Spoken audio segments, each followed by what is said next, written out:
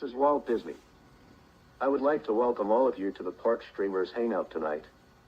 Bob, Danny, and Cordy are dear friends, and I know they have an amazing podcast for you. So thanks for joining us tonight, and enjoy the show. Well, welcome kids, dreamers, and jammers. How are you guys doing tonight? We're excited to be back with another Park Streamers Hangout. Unlike last time, we are not in the studio, and that was a pleasure to do that. And we're glad that so many of you gave us feedback and said that you were happy that we were able to do that. I wish we could do that more. Maybe that's something we can do again in the future. But for now, we are back to our normal studios at home to do this broadcast for you. But before we continue on, I'd like to welcome everyone here. So Theme Park Casual, would you like to say hi to everyone and tell us where we can find you? Yeah, hey kids, you can find me on YouTube, X, and Instagram, all of them at Theme Park Casual. Very cool. Awesome. And Cordy in California, right below me here. Hello. Cordy in California. You can find me on YouTube, Instagram, TikTok, and Twitch. Awesome. And I'm BarryPlace28. You can catch me on all my social media channels at BarryPlace28. So that's YouTube, Instagram, TikTok, Facebook, and X. All right. Oh, Cordy, I like that photo you got there of Lotso. That's so cool. I cannot wait to hear all about Oogie Boogie because you were with some really cool people there, obviously. Slim, Devin, CL, and Jen. So we will be getting to that in the second part of our show, but we are going to be talking about Knott Scary Farm first. And let me tell you, I'm excited that Knott Scary Farm is coming back. I don't know about the two of you, but it almost feels like it hasn't even been it hasn't been a full year, I guess, but it seems like this year's gone by so fast, and all of a sudden it's like, what? We're here for Halloween already? What about you guys? Are you guys excited for Knott Scary Farm? I am, although there is one new maze that I'm not so excited about, but I'll do it. I'll do it for the stream. I'm the same way. There's the one maze right now that one of the new mazes. I'm debating if it's going to be the kind of thing where, you know what, you guys are going to have to work for it because. Yeah, I'm just imagining it. I'm just like creeped out. I'm like, I don't know. And I'm normally not like that. Normally I'm like, whatever. It's, it's all good. It's all fake. I get it. No big deal. This one, I'm like, I don't know if I want to do it. Well, we'll be talking about that shortly. But before we actually start talking about Knott Scary Farm, Cordy, would you like to welcome people into the chat for us today? Yes. Oh, we get to play Romper Room, huh? Yeah. Get your magic mirror out and I see. Well, welcome in. Yeah, we've got a great group here. Little Mouse 27. Welcome Gerald Chin, Tom F. Hello, Chad Pritchard, EXP626. We've got Most Wanted. Hello to you, Windy Girl, and we've got. I'm scrolling. Good Vibes. Hi, Good Vibes. And we've got Good Vibes. Sorry. Hi, Mermaid. How are you tonight? Mermaid. Latoya Hansen. Hello. Christina Holmes is here.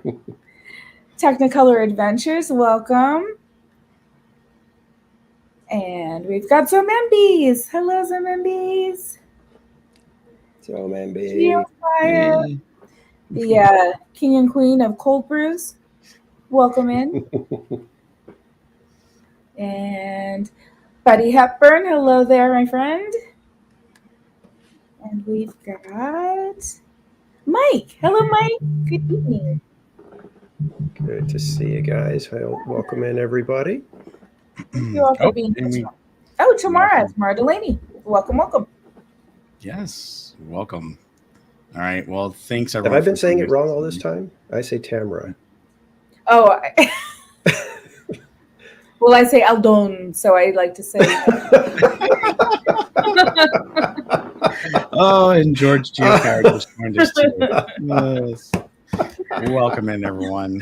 And we're going to try to do that on a more I'm sorry. I'm sorry, I'm dying. No worries. Okay. Oh, we also had Aubrey Harris join us. So hello, Aubrey. Aubrey, welcome in. Aubrey. She says happy Monday to all. Oh, yeah. Happy Monday. All right. Well, let's go ahead. And, so many cracks me up all the time. Like, Aubrey, I love that. I always do that right back to her. I was Zombie.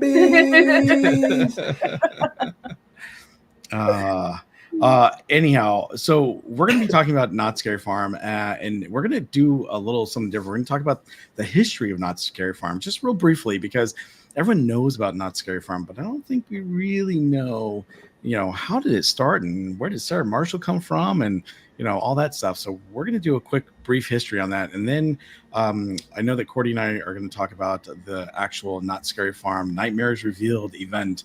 And we're going to show you some of the footage I have from my live stream, as well as talk about what we got to see and do.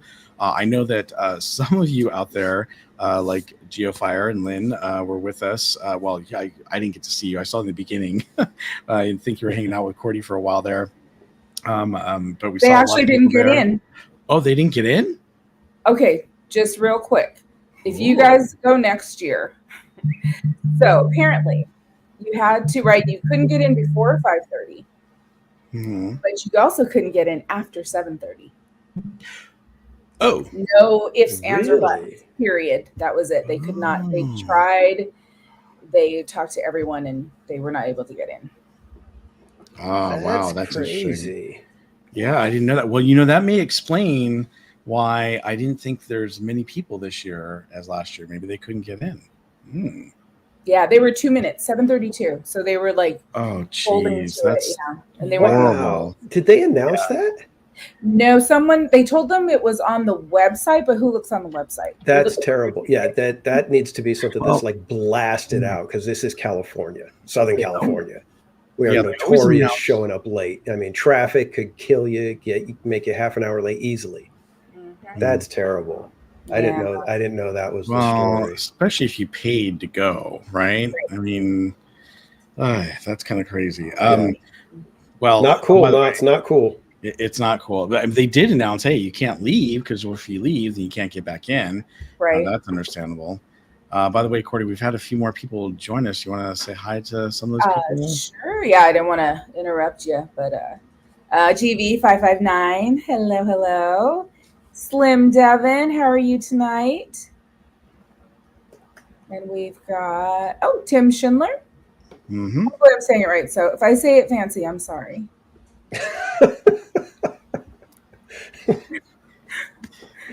Who else do we have? Casual Junior, way back when he was little, there was I think it was Shaun the Sheep, and they were playing an accordion, and he called it the fancy music. See? So from then on, it was like, anytime I hear an accordion, it's the fancy music. Fancy music. Okay, there you go. All right. Well, let's talk about Knott's Scary Farm, because, Knott's Scary Farm has a really rich history.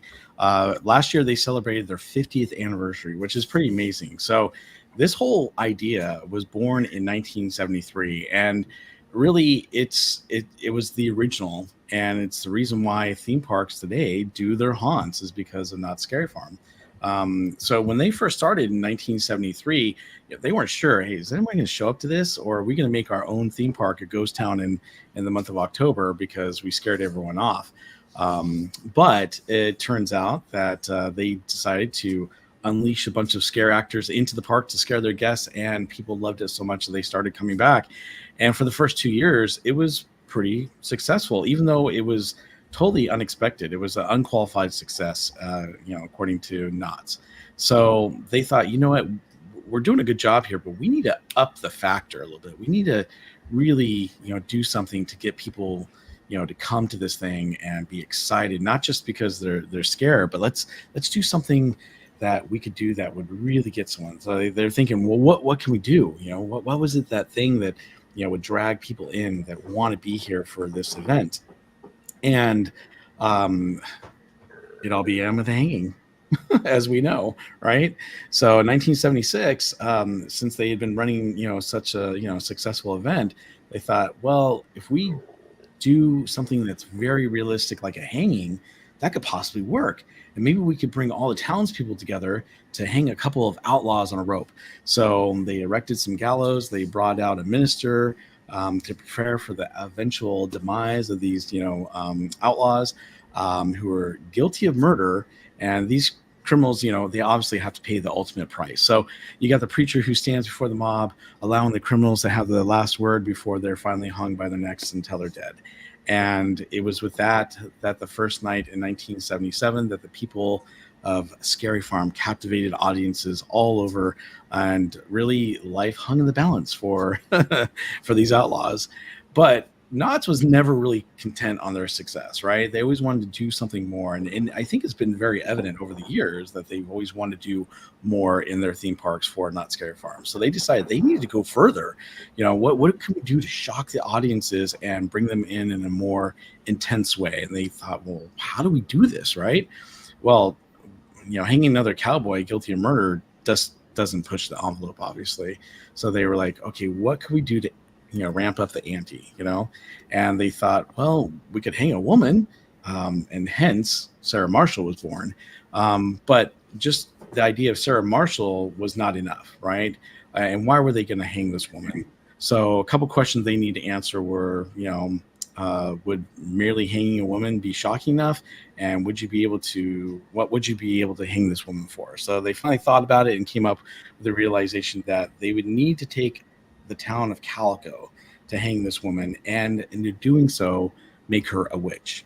So while this was a simple enough idea, they just didn't think it was really that shocking. So if the people hated the witch to begin with, there would really be no payoff, right? So they had to make her seem innocent, at least for a time being.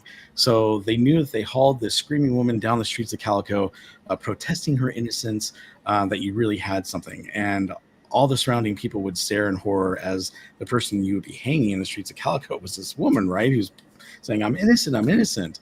And of course, the audience would stare up at the proverbial moment where, you pull the rug right from underneath them, and much as the floor would drop out from underneath the woman being hung, they decided that the Sarah Marshall needed to have a noose around her neck, and that she would transform into the evil witch that the town knew her to be.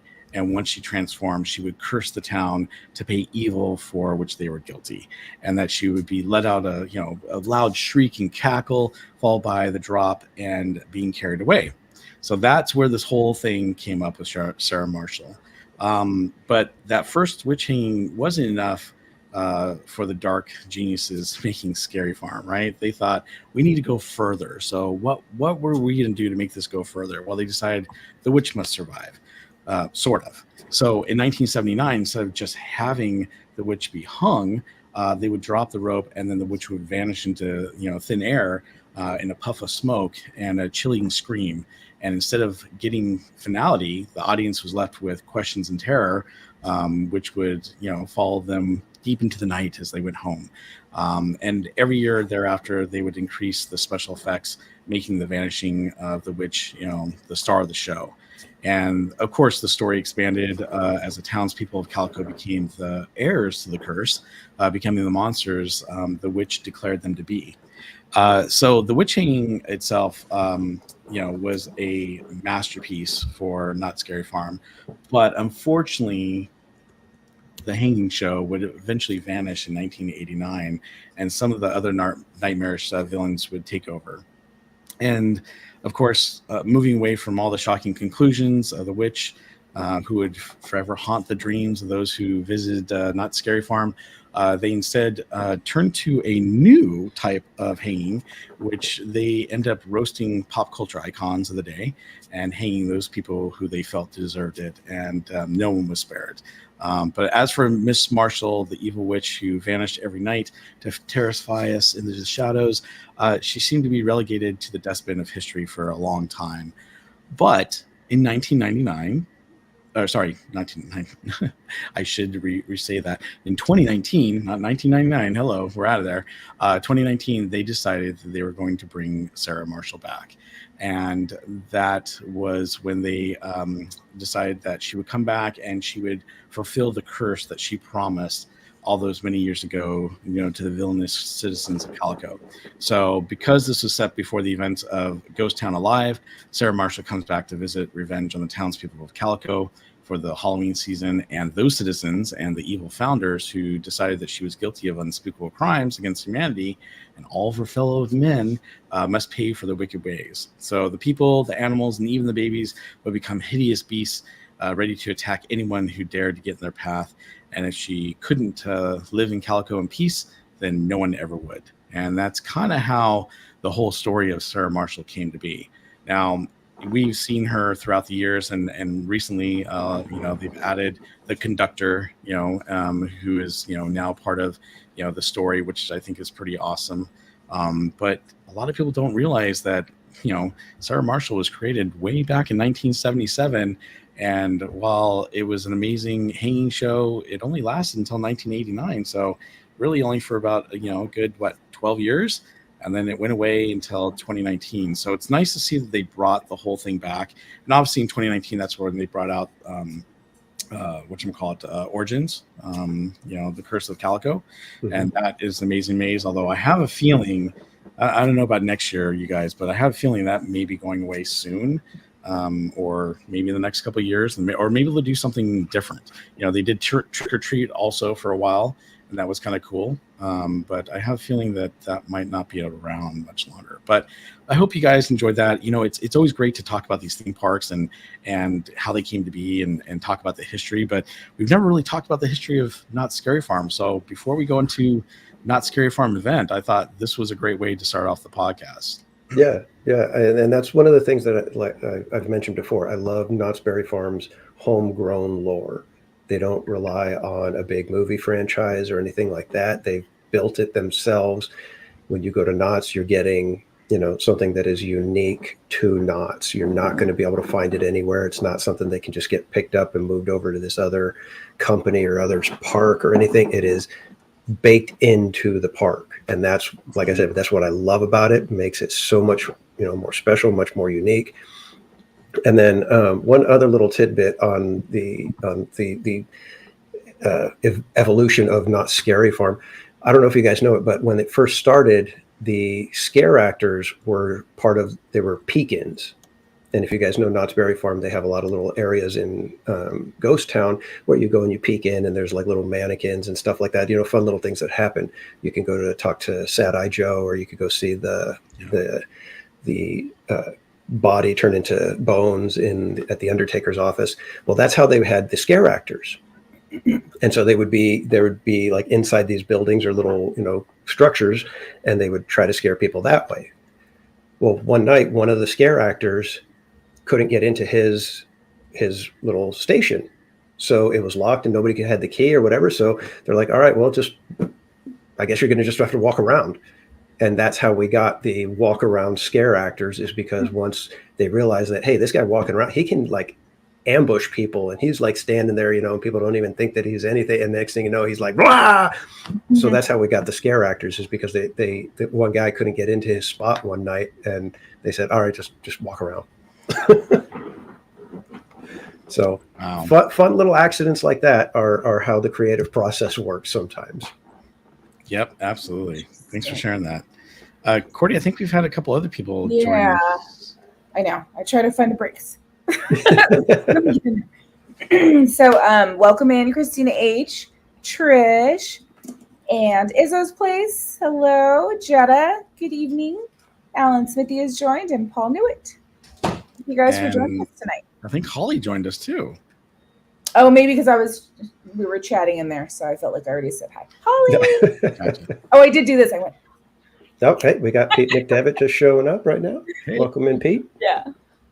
Great to see you. Thanks for joining us. Is the Chilling Chambers, because it is so long, like you're like, when is this maze? Where's the end? Right?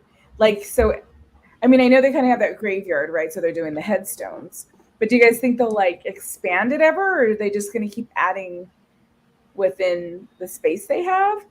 like all these years. It's just how long? I forget. I think that actually it's kind of fun because with what they're doing with Chilling Chambers, it gives them the luxury to be able to take away a maze but not have it go away forever, or bring back just a fun little spot from a maze, of bygone years. And that's actually a very smart idea and a very fan friendly kind of way to do this, because and it could be the kind of thing where they just try to keep that very, very much a secret, as to which maze is going to get a little vignette back, for this year. So those kind of things could be fun. So have they changed it? I'm just curious because this is only going to be my second year. This is only the second year for the Chilling Chambers. Oh, is it really? Yeah, okay. And they didn't change anything. They're not going to add anything. I think the great thing is that the Chilling Chambers, for those of you who don't know, is actually it was a tribute maze last year for the 50th anniversary. So they took some of the best mazes they ever had, and they took like a section or two from each of those mazes and made up a large maze. And then you kind of went through like these keyholes to transition you to each different one, which is kind of cool. And then at the end, they had a crypt with names of the past mazes that weren't there, and they actually had those, and you go into like a forest area at the very end with the other tombstones that had names and the dates with when they were around Knott's Scary Farm. So I thought that was nice. They paid homage to everything, not just certain mazes, but every single maze. But obviously, the ones they couldn't put into the maze, they had in the end on a tombstone or on a crypt, which was so they'll probably just keep adding to that, because I saw the ones from last year were added. They'll keep doing stuff, and like I said, I think they've made it to where they can switch out sections within the maze, so that if it's time to bring back one of the another section of a maze, they can do that. And I think that's a fantastic, like I said, little fun thing for them to keep their legacy. Keep tribute to their legacy, but also let the fans have fun with, I remember that. Like last year when I walked through and it was Industrial Evil, I was like, oh my God, I am like right back in like 1996, 95 or whatever it was, when I was starting to go to Scary Farm, and I still remember Industrial Evil. That one was like one of the standouts for me. I hope they would bring some of them back. Like there were some when I walked through with Christina and Sammy Bear, but we were looking at some of the names and we're like, oh, especially in the 80s. Like I was like, oh, this is so like of the time, right? Yeah. It'd be really cool if they were able to kind of, update it, but you got to remember way back when they would just kind of, they were loosely themed. It wasn't until the 90s where they really started going deep into it, and now it's like off the charts of how well they theme things. So it was very different, in the early days. Even, and like I said, I started going in the 90s, and things were, the gigantic leap in theming from then till now is amazing, and they were already pretty well themed in the 90s. Comparatively. Pretty cool. Yep. Now, one of the other... Oh, go ahead. I was just going to welcome in Pete McDevitt is here. Pete McDevitt Show. Welcome. And Mike Skellington, hello to you. Because I know we're going to get into some... No problem. Meaty stuff. Well, one of the other things, Tim Schindler said, for me and my friends, from the start, the big draw were the personalities like Larry Vincent, Elvira, Wolfman Jack, Weird Al shows, all in the John Wayne Theater, which is now the Walter Knott Theater, but it used to be called the John Wayne Theater back in the day.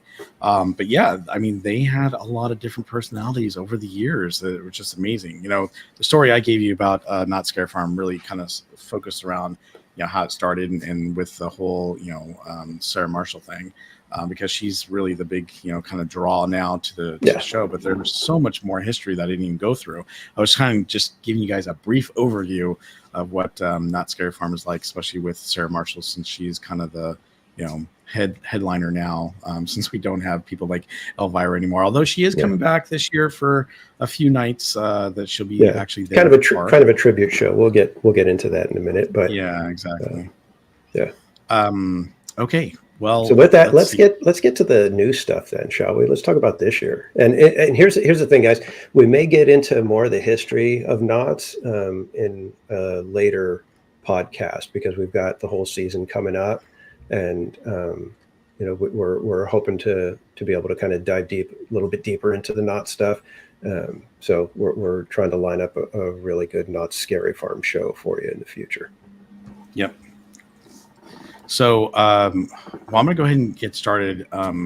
So for us, we got there, and I think it was Living Dead Fam who we wanted to have on the show tonight. Unfortunately, couldn't make it, but they were there with me and my wife, my daughter, and Cordy, and we all kind of started off waiting to get in. Now, last year, they kind of just let us go through the back western entrance, and we kind of just walked up to the stage when they finally let us go up there, and then they did the presentation like way late, which they kind of did again tonight.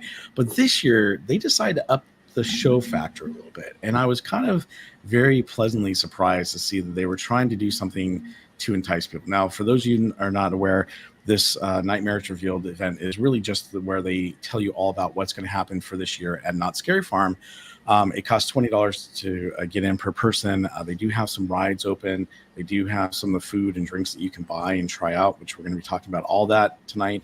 But basically, this time they had us enter through, the back way behind where the Build-A-Bear is. And then you kind of walked back through where the new mazes are, the tribute store or the legacy store and Waxworks, and you go underneath Ghost Rider, and then you come back up towards the front entrance of Ghost Rider, but they had it blocked right there.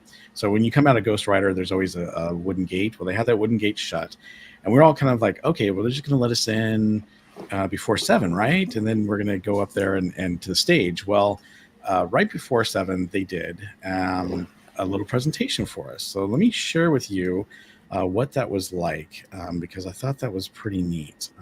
Let's see here.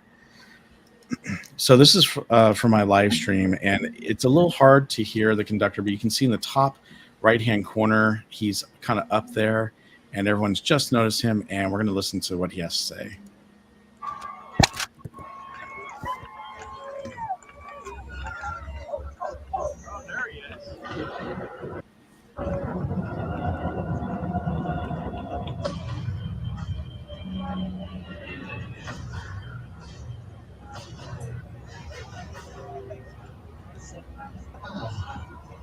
Greetings, my little testimonies.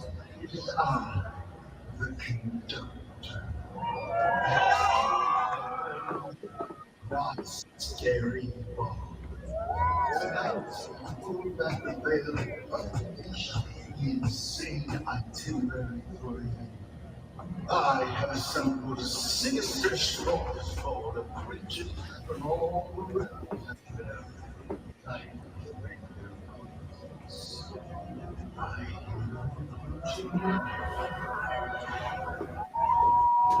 Watch your steps against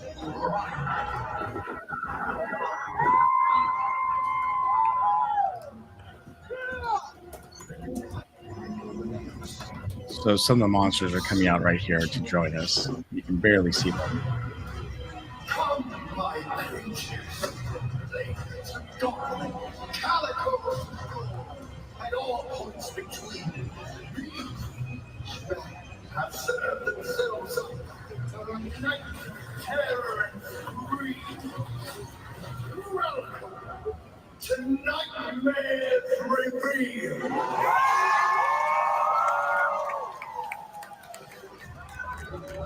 And then, of course, the monsters come out into the crowd.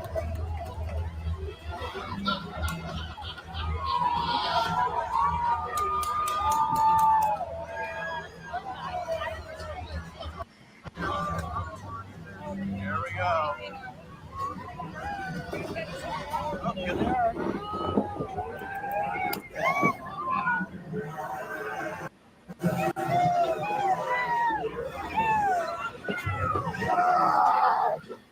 So, Cordy, I don't know about you, but I was pretty surprised that they actually did that this year. I wasn't sure that they were going to do any presentation. I thought they're going to open the gates and they're going to let's go to the stage, right? I mean, what did you think? Yeah, no, I was really surprised because I'm like, oh, it's just going to be like last year. And, Mhm. I was like all prepared for like after, okay, they're going to come over here. So I wasn't prepared for for them to come into the crowd at that moment. So yeah. Right. Yeah, it was pretty shocking. And then I'm going to kind of fast forward here just a bit. Oops. So, where did my thing go? So give me 1 second. Sorry about that.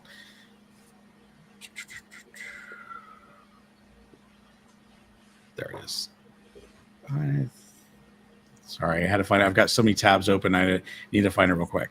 So basically, after that, I thought, well, we're headed straight for the stage. And then they stopped us over here by Ghost Town, where we got to see the bride, of course.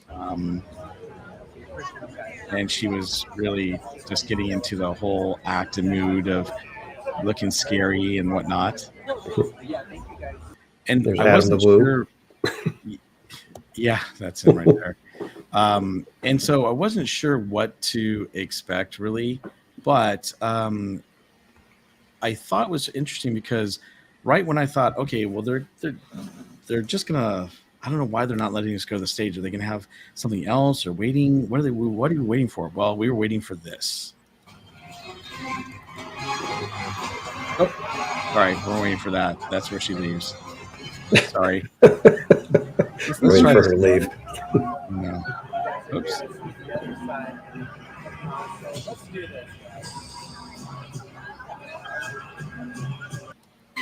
There we go.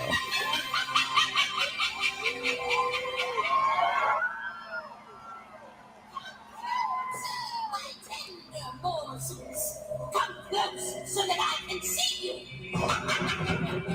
Halloween has come early, my innovators. Tonight, we dance with the darkness and revel in the wrong. You come seeking scintillating secrets. And we all know what curiosity did to the cat. Oh, delicious! You come really into my clutches. The perfect victims. So wanting, so full of desire. And you shall be sated. Come closer and take a bite of the forbidden fruit of death.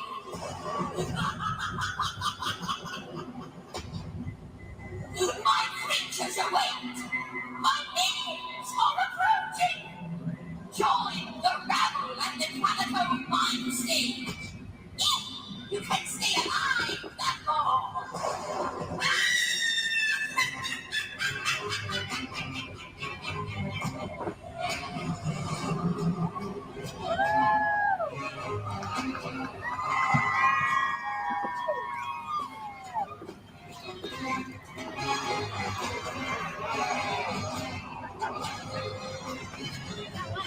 All right, everyone.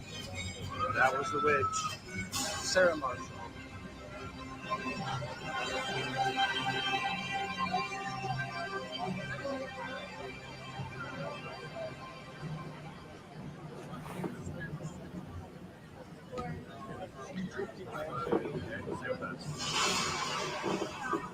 And at this part, that they let us go forward, and this is where you start to see some of the monsters again.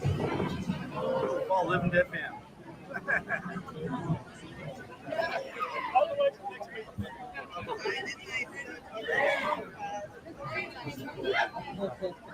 So the bride's off to the left-hand side there. We'll see her briefly. Right there.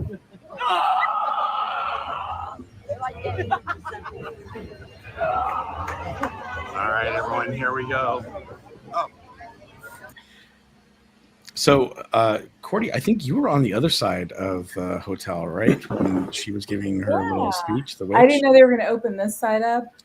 I think I get into a mode and I'm like, I'm going to get to the stage first.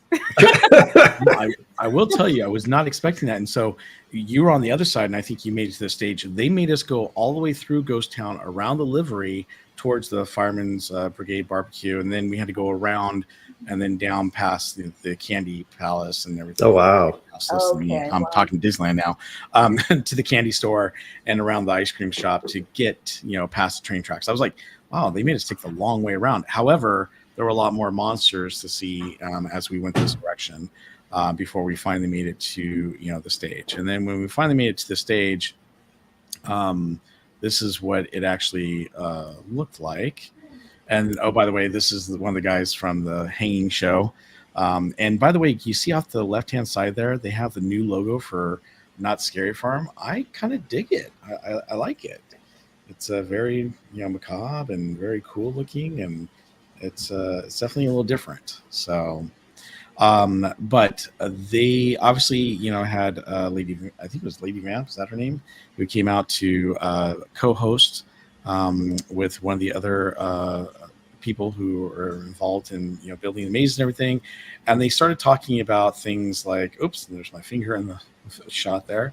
Give me 1 second here. They actually started talking about what they're going to do for this year. Now, when they first started, they actually had the conductor come by from the train with a bunch of monsters who got up on stage and actually, got everyone, all pumped up. And then when they started talking about, and I'm going to hold it right here because let's take a look at another screen real quick. Okay. So this is the Scary Farm mazes and scare zones. So, oops. Oh, I thought we were just doing scare zones. Let's see if, what's going on with my page here? Hold on. Let me see if I can pass these and go straight to the scare zones. So obviously we have the Ghost Town streets that are still in Ghost Town. We have the Gauntlet, which is over in Camp Snoopy. We have the Goring 20s that is over there by the Walter Knott Theater. And then, of course, we've got Carnival. So those are your basic, scare zones that they have. Carnival takes place over by, what is that, Hang Time and some of the other rides over there. So those are the scare zones that they have. But then they started talking about the mazes. And, of course, let's talk about some of the returning ones before we talk about the brand new ones. Chilling Chambers, obviously, is the one they had last year, where it has 10 chilling chambers from 1977 to last year's, over the last 50 years.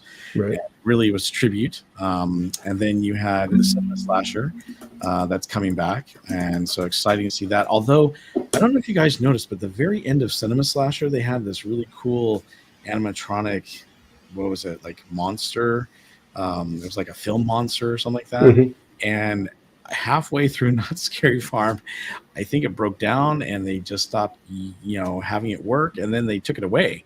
So it was kind of sad to see that. I hope they bring it back, and I hope they, improve it.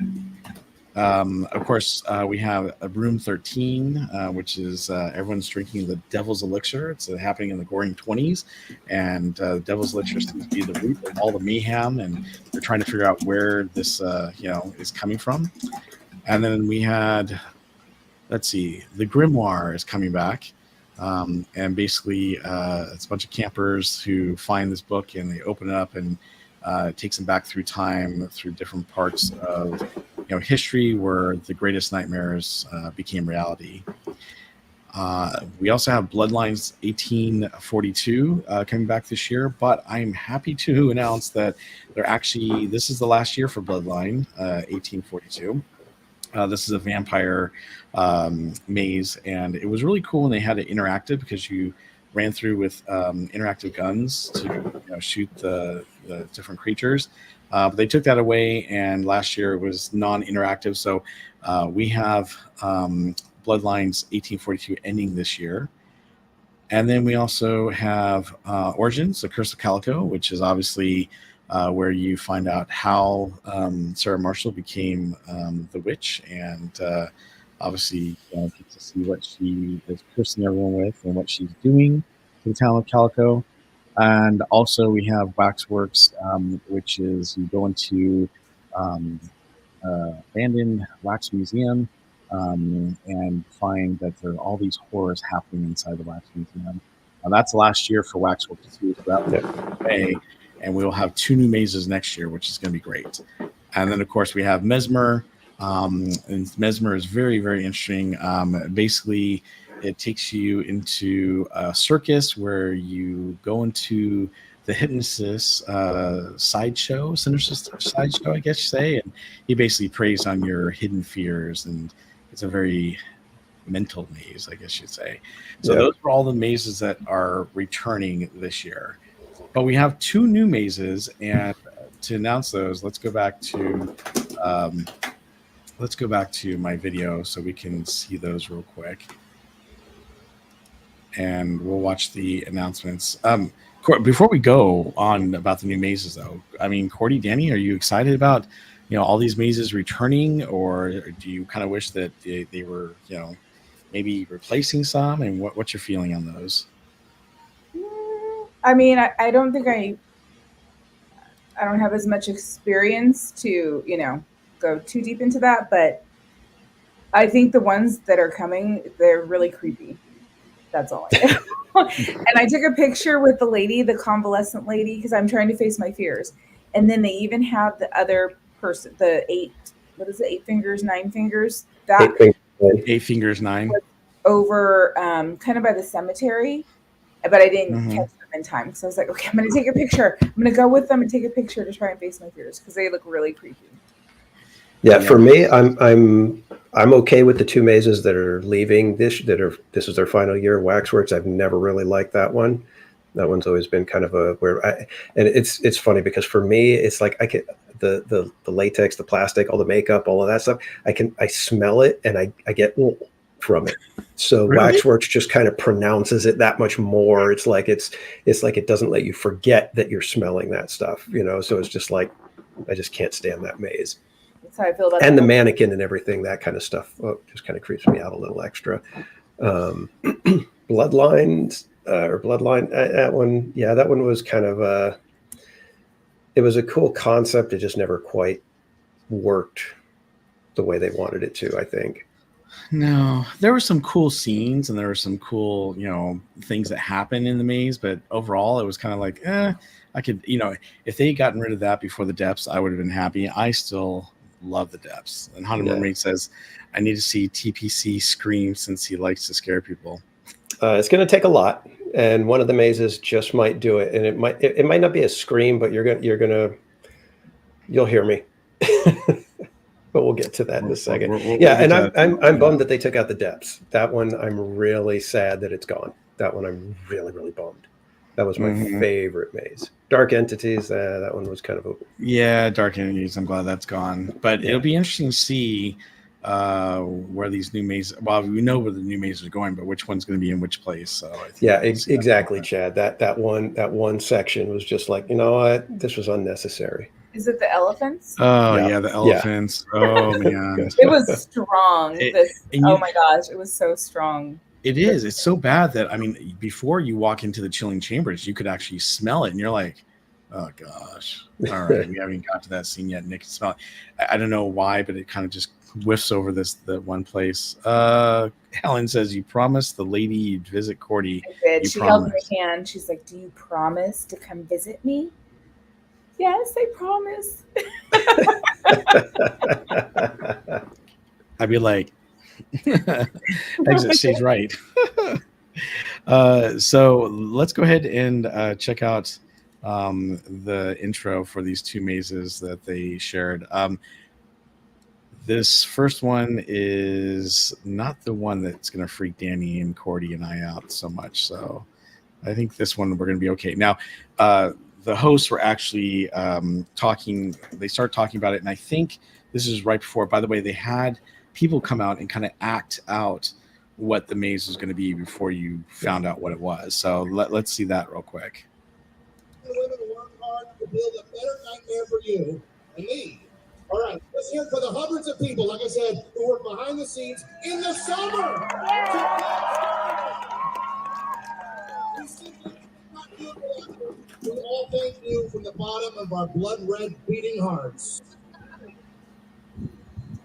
We have arrived, dear Deadites, to the double announcements that you have all been salivating for.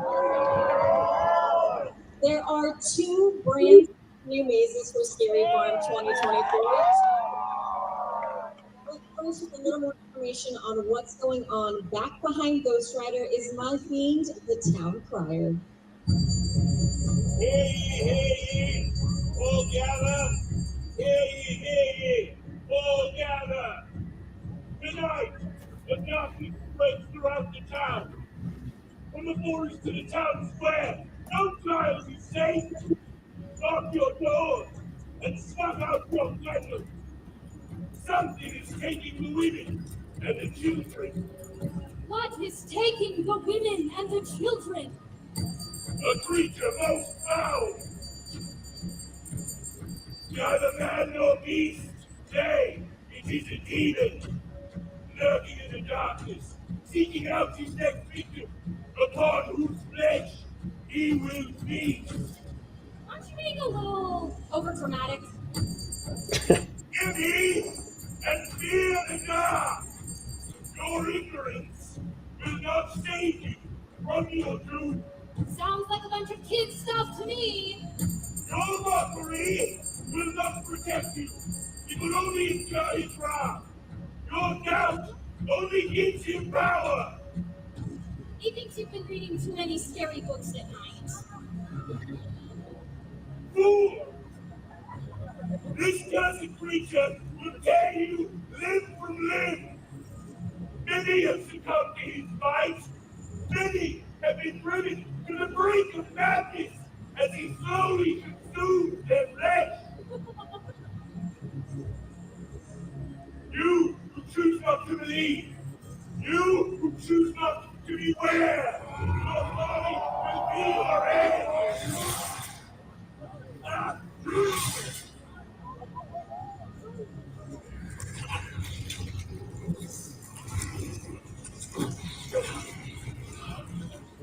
Kitty! Kitty! No woman or child is safe. The monsters are coming. What a great intro. All right.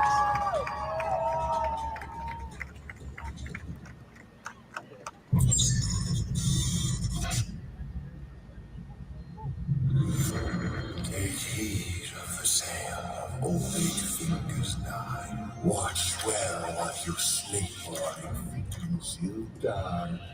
If alarm you do, your thumbs for a bite, he'll spare you your digits and quickly take flight.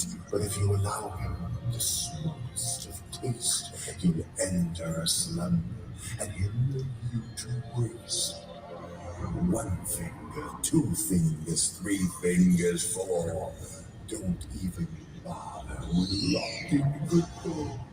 5 fingers gone, and next will come 6. Your flesh he devours, your end will be quick.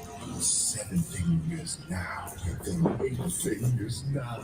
The feast's in full swing, the blood flows like wine.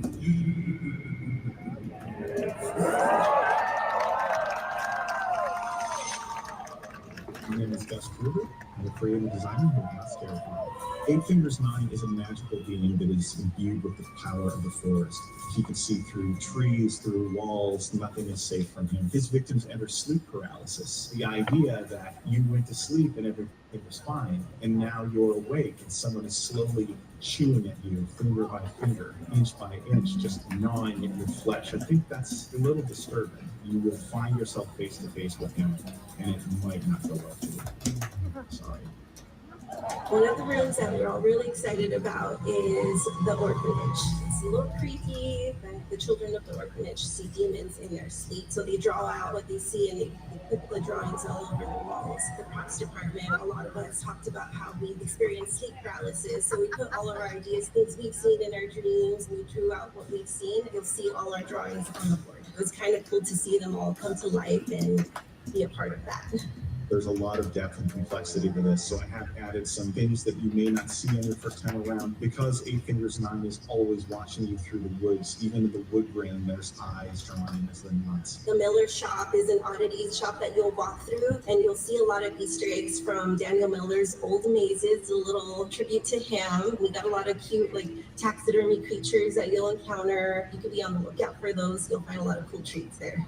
We're doing this in a cool, stylized way that makes you feel like you're walking into a classic storybook. I've been toying with the idea of creating my own boogeyman, and hopefully Sunday we get to do a kid's storybook so your kids can enjoy it too. I didn't catch that the first time. I know. Isn't that crazy? And I was just thinking, wow, that's amazing. Now, one of the other things they did too is they actually had some of the cast members who were creating this maze draw the boogeymen that they've had in their sleep and put them up on the wall of this maze, which I think is pretty cool. So, I mean, I got to say one thing: the title of this maze is, I think, one of my favorite titles ever. I just love that title, 8 Fingers 9. I was like, oh God, that is so perfect. Well, to be honest with you, when I saw it, I'm like, 8 Fingers 9. I'm like, oh, that's kind of weird, the boogeyman. But then when they do that little poem, you're like, that's what sealed it. I was just like, that's good. a good title. That is a fantastic title for a maze. Yep. So, Cordy, what did you think about this when you first saw it being announced? That one is super creepy. Like, I don't know, because I like horror movies, but like that. So that's one of those ones where like it feels real, like you're like, okay, that could be that could be real in a way. So and then orphanage, like it's just they hit all those marks of like, okay, how much creepier could it get? Right. Yeah. And Living Dead Mom said, cool fact, the lady in the video is also the bride. Actually, she's in the next one that we're going to see. That is the person who plays the bride. And we're going to talk about that one now, because this is the one that I went, oh no, they're really going to do this one? Okay, great. So let's go ahead and show you what this next maze is and talk about it. And hello to Pam Epson and John Way. And Living Dead Mom. Who else is in there? I think there were a few more people. Mama's Oil Factory, welcome. There we go. All right, let me fast forward. So this next maze, when they announced it, they had some technical difficulties. Yeah, they did. So they had to do it again. I think this is where it starts. So let's go ahead. You got it. All right, so this is over where everybody's been watching it being built, right? Talking about the big spire. This is where it started working. I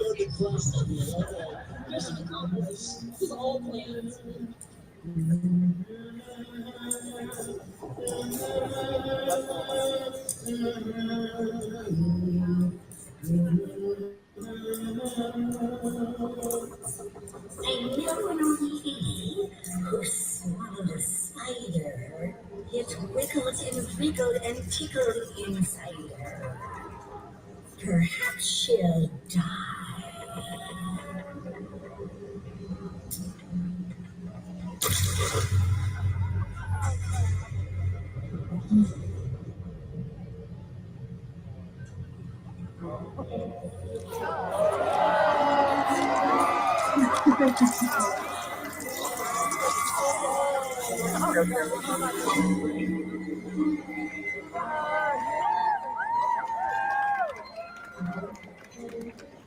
I was thinking about ideas, and I said, it would be really cool, nursing. The whole factor of medical, I think, is very disturbing to people. And when it comes to disturbing, who better than Daniel? I am Daniel Miller, one of the creative designers at Knott. The attraction this year I'm looking forward to, it's called Widows. Demonic spiders have burrowed through the underground to take over the living bodies of the residents of this convalescent home. There's only going to be one natural grandmother in there, but all the rest are real spiders in the grandmother's skin. They're going to move like spiders, they're going to act like spiders. It just gets more and more depraved as we go along. We took a lot of great detail in the painting and the propping of the house. One of my very favorite things to do is to take something really nice looking and making it look like it's completely run down, grungy, dirty. With my team, we were able to, at first, make everything look perfect, immaculate, clean. And then the fun part came along, where we had to come in and just make it look like it was old, like it's been sitting there for years and years and years. As you enter the house, you will notice that all of the walls are completely falling apart. And to me, that really sets the tone for what you're going to be encountering throughout the rest of the night. There's going to be spider webbing everywhere. I've gone through several times, and they said, "Is this enough spider webbing?" I said, "No, double." It's one of the reasons why I created this maze. Walking around my neighborhood, I kept on going into spider webs, which is really gross. I definitely want to capture that feeling of walking through spider webs. You'll have that several points in the maze. I have very weird things in the maze too. There's one scene where a pregnant man who's giving birth to a bunch of egg sacs, and all the spiders are crawling out from his belly. So, pretty disturbing. The thing that really scares me a lot is spiders, and I also think the convalescent is super creepy. And to mash those two together would make an incredibly creepy, scary maze. In fact, I've had several people, when I pitched the maze, tell me, "I don't think I'm going to end up going into this maze. A little too much for me." And I've done my job. Okay, so there we go. We have Widows, which is another new maze. So I'm not a big spider fan. I don't really like spiders that much. I realize they're not real, but we're talking about some gigantic spiders that we're going to be encountering, and people that look like spiders and act like spiders. And then of course she's got this spider crawling out of this old lady's mouth. Ay, ay, ay. That's pretty disturbing. And Christina Holmes says, "I'm so pumped for this house." Of course you are, Christina. She's going first. Yeah. Live and Dead Mom says, "I'm hoping they put the big spider back at the entrance like years ago. That would be kind of cool. That really would." But I think it's a great idea. I mean, I had an idea because they had that big spider on the stage that maybe that's what they were going to announce. It's like, ooh, one of the new ones is spider. I'm like, well, hopefully not, because I don't really care for spiders that much. And then, of course, they did. I'm like, okay, well, this is going to be very, very interesting, So, yeah. Danny, what did you think of it when you saw it? I hate this one. I hate it. I hate it. I hate it. I hate it. Because they used to have one way back when on the Calico Mine ride. It was a spider theme. I can't remember exactly what it was, what the name of it was, but I hated it because that one it was interesting because you weren't able to move at your own pace. You couldn't focus. You were forced through certain areas. You couldn't finagle your way through the maze. So it made it that much more terrifying. But then I still remember on the climb, for the mine ride, on the climb, they had like strings hanging down, and it was pitch black. They had all the lights off, and they had strings hanging down. So you'd get these little strings dragging across you, and you'd be like in the pitch black. It was just like, I hated it. It was just, I don't like spiders. So, that's coming back for this maze. That's too. what yeah, I know. That's what I mean. It's like they're going to do something, and it's going to be even worse because now they've probably got so much better equipment that they could do better special effects and just blah. I wouldn't put it past them to have like a whole gigantic, walls that have glass or whatever, and spiders just crawling all over it, and you got to go like through this whole little corridor where there's real spiders all around you. I kind of have a feeling, I don't know about you guys, but I kind of have a feeling that Widows is going to go where the Depths was. And then maybe, how they have that big animatronic shark at the end. Maybe they'll have a big animatronic, spider at the end coming out. Oh, yeah. They're probably going to. Most of the mazes, they end with some sort of, massive, kind of, wow moment like that. So yeah, I'm pretty sure they're going to have something like that at the end of this one. Which maze was it that had like you had to squeeze through? It was kind of like it had like Oh, is that Mesmer? Which one was it? It was kind of like the blow up. The. Oh yeah. I'm trying to remember. I want to say that was Origins, wasn't it? So that's what I think of with this. I'm like, they're gonna force us through somewhere. Oh God, no! I mean? They're gonna do something like they know. Yeah, they'll put you like right where you've like got to like squeeze through, and you got to feel like all the hair from the little tarantulas on you and stuff like that. Ah, gosh darn it! Thanks, Corey. I hadn't thought about that one yet. Well, who knows?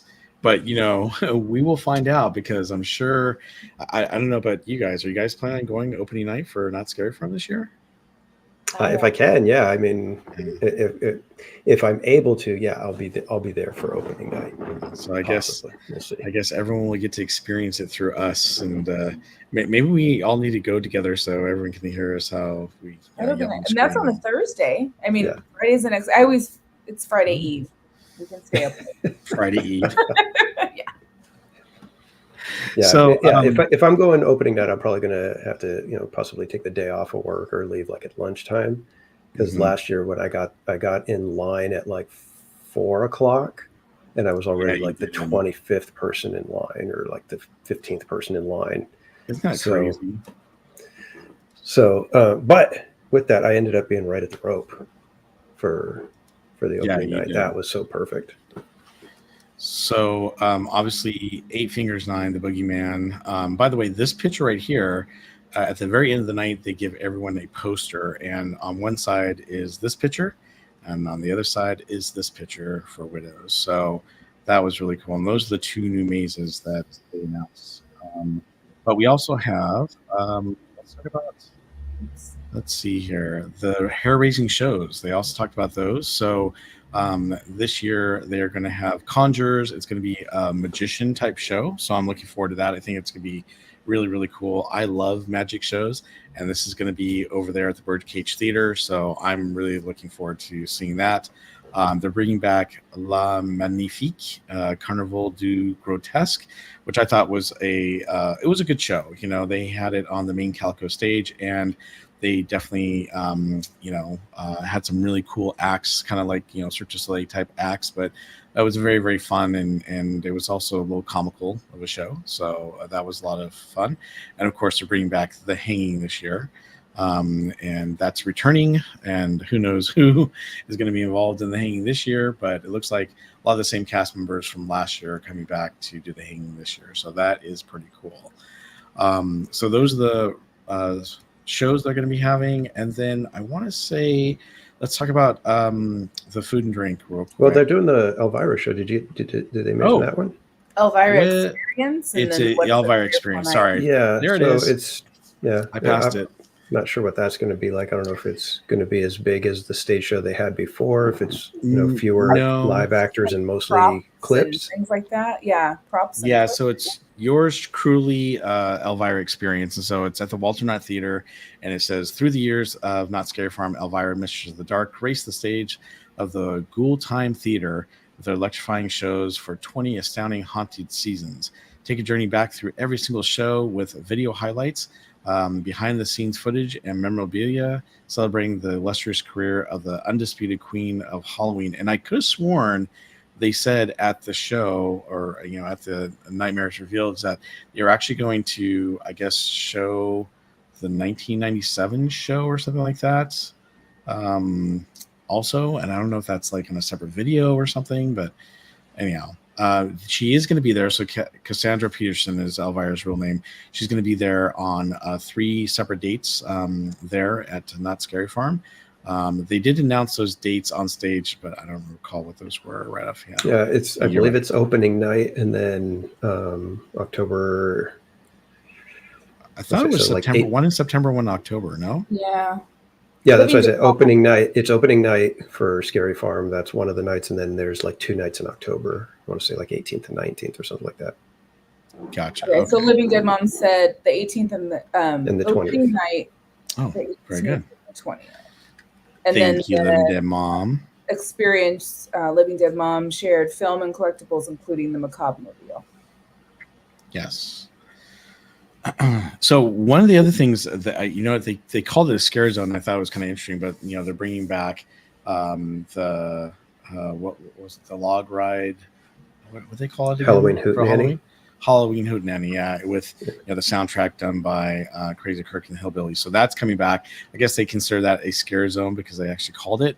But they called it a scare zone. They did add it to the scare zones. I'm not sure why, because they don't have a bunch of scare. Yeah, there's no scare actors in there, and there used to be a long time ago, and it was awesome. Same with the Calico Mine Ride. They used to have scare actors in there, and it was amazing. But they don't do that anymore. So, but real quick, let's talk about the food and drink. They're going to have all sorts of culinary, creations. And it's very interesting because last year they had some crazy ones. So Boardwalk Barbecue, you can do the Monster Mash with red wine braised pot roast served over creamy mashed potatoes. And then you can try the zombie tri-tip baguette with blue cheese and a garlic alloy. And if you're looking to turn over a new leaf, there's the Ghoul at Heart salad, our dreadfully delicious spin on the Tuscan artichoke tomato salad. And then if you're in search of something sweet, you can get the Headless Horseman pecan hand pies or the Graveyard Mousse cups. You also have the Ghost Town Bakery. They have carrot cake bars, Halloween cake pops, witches cupcakes, Halloween Snoopy cupcakes, Graveyard Mousse cups, and the Queen of the Undead, which is a black velvet mini cake with raspberry jam, chocolate mousse, and an orange buttercream frosting. I like the carrot cake. They call them sad carrot cake. I know. It's got the little sad face on the carrot. I love it. It's cool. It's very, very cool. The carrot cake. The Wilderness Dogs and Drinks. You've got the Frankenstein falafel wrap with tzatziki sauce, and you also have the Grimoires pastrami burger, which is pastrami, beef patty, Swiss cheese pickles, and ooey gooey cheese sauce. And you also have the Prop Shop Pizzeria. They are going to have the Gory Mobster Pizza with a deli ham, pepperoni, salami, Italian seasoning, and dressings with provolone, pepperoncinis, and a red pepper flakes, as well as the Boogeyman's chicken meatball sub with Alfredo sauce. And then you also have creme brulee gourmet cookie, the Queen of the Undead, which we already talked about what that was. And they're going to have Nightshade Glow Seltzer and the Enchanted Elixir, which I want that creme brulee cookie. That sounds good. Yes, it does. I hope it's good, because when you put creme brulee in the title, it better be good. Yes. And then some of the other things are going to have, they're going to have barbacoa fries with sweet potato fries, sour cream, cilantro, the cojita cheese, and the tomatillo sauce. Sutter's Grill is going to have a zombie apocalypse firecracker burger with bacon, crispy jalapenos, Monterey Jack cheese, and Chipotle ranch dressing. You have your Strictly on a Stick, which is the Nashville hot chicken taquito crunchers.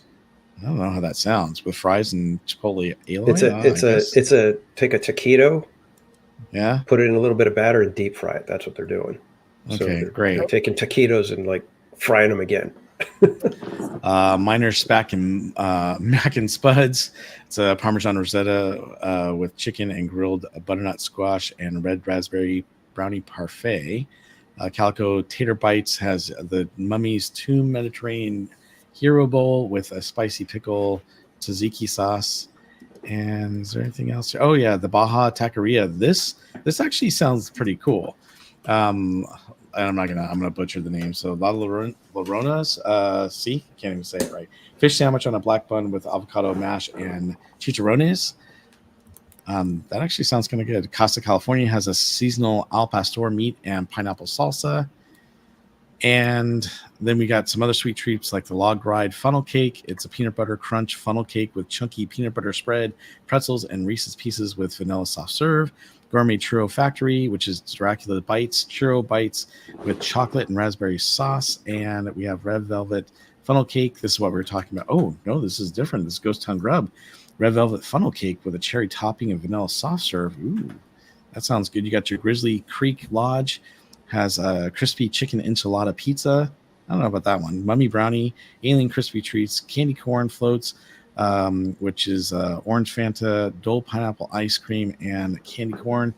And you've got your Judge Roy Bean, which is pickle me beer with a sidecar, pickle hitchin whiskey, and the pickle juice in a cord out pickle. The Naughty Bean with bourbon, Nutella, Bailey's cream, and the coffee served over ice and Beetlejuice. Yeah, I think I'll pass on that one. I don't know. It doesn't sound that great. Charlton Circle has a Mummy brownie whoopie pie with the Oreo cream, Oreo buttercream, and then a pumpkin spice latte, pumpkin spice frappuccino, tequila refresher. The Chow House ice cream has the Spooky Bat Oreo and cream cookie witch. Brazen Brazilian lemonade, limes, lemons, and sweetened condensed milk. And then one thing that they didn't show here that I tried with my wife, and that was an alcoholic drink. They had the Nightshade Glowed Seltzer and the Enchanted Elixir, but they also had this one called Toxic Waste. And let me tell you, it was good. It was a little pricey. It was like $20, but it was really, really good. And I would definitely get it again. People were asking me, does it taste like Toxic Waste candy? I wouldn't say it tasted like that, but it was very sweet and it was definitely a good drink. Did you try any of the foods while you were there, Cordy? No. That's like a lot of food. There's a lot of stuff going on. Oh. You okay, Bob? Are you guys there? Yeah. We can hear you. Can you hear? I can't hear. Huh.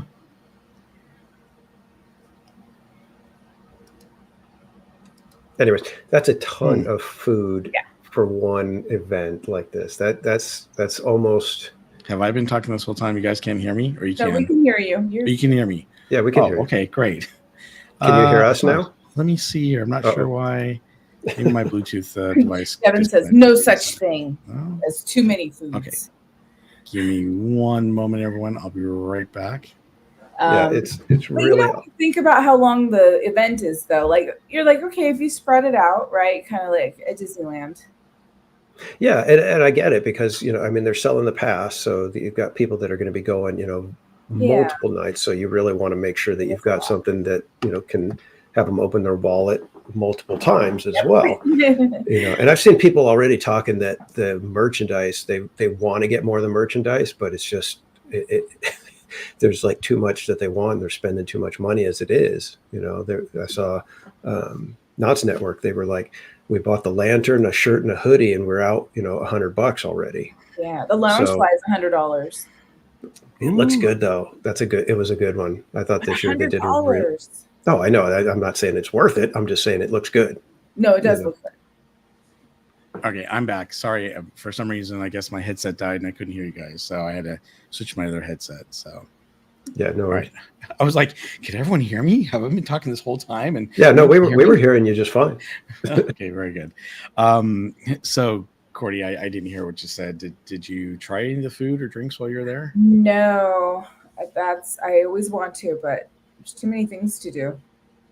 Yeah. So some of the other things that they had, which was really cool, obviously we had the walkthrough with all the lights on for the chilling chambers. They also had the park decor. It was a show on how they were doing all the decor in the park. They had another one with the makeup, which I actually got to see, which was kind of cool. Did you see any of those at all? I did the creator panel. So I didn't have a chance to see the creator panel, but yeah, that's cool. So you got to see the creator panel.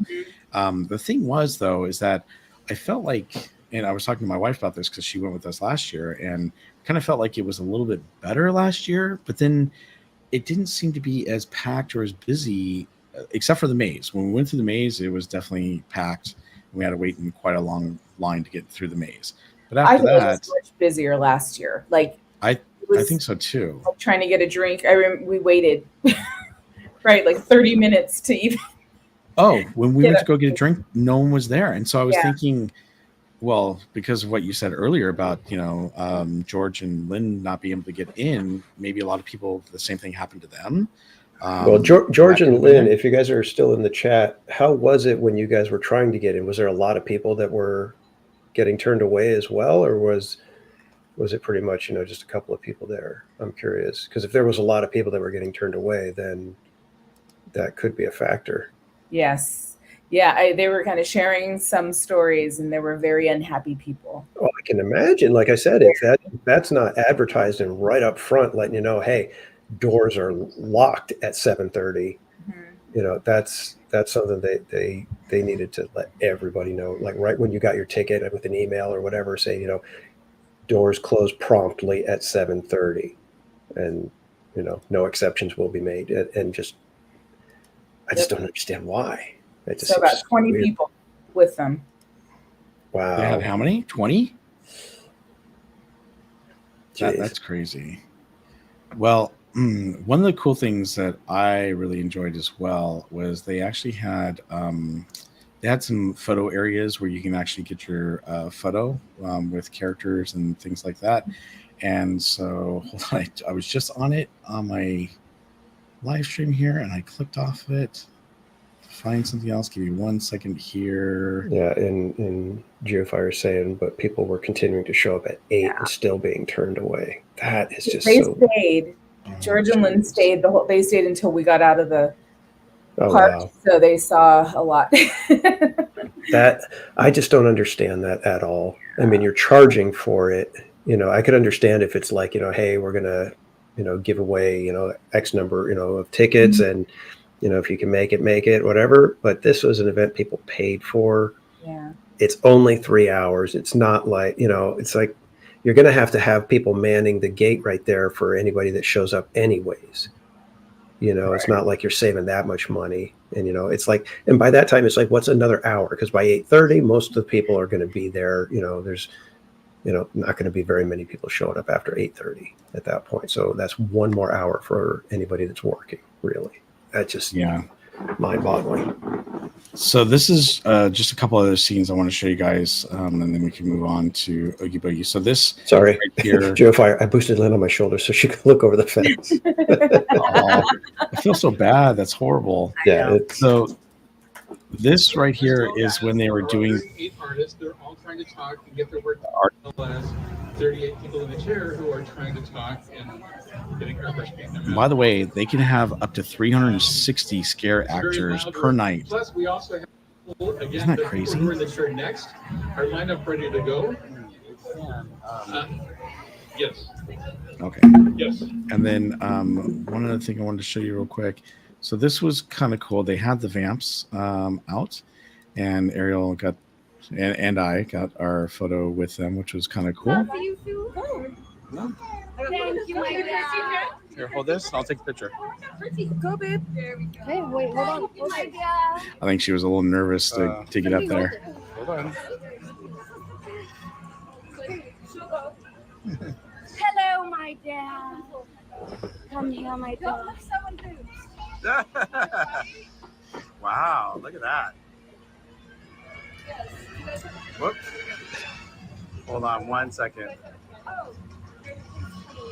Hold on, I'll give you a sticker in just a moment. Hold on. Whoa. That's pretty freaky. They were awesome. They were very cool. They got into it. Do you do that every night? Wow. And it's funny because I had someone next to me who was asking for my sticker and wanted to know what my channel was, and my wife was telling her, "Oh, he'll give you one in a moment." But I was trying to take the picture of my daughter, so she was doing trying to, hurry up and take the photo so I can be done. And right after this, I was able to get a photo before they took off. But at the very end of the night, they did have. Oh, and by the way, they did have a section. It's right here. Hold on 1 second. There it is. So this is where they had the VIP section, and you could try all the different foods and drinks and things like that. So we didn't get a chance to go there. We got to see it from a little distance, which is not bad. And that happened right over by Silver Bullet. And at the very end of the night, Sarah Marshall did come out to talk to everyone. And this, let's see here. I think it was right about here. This is going to be awesome. Because when she comes out, I'm sure she's going to say something about returning back on September 19th, I think it is.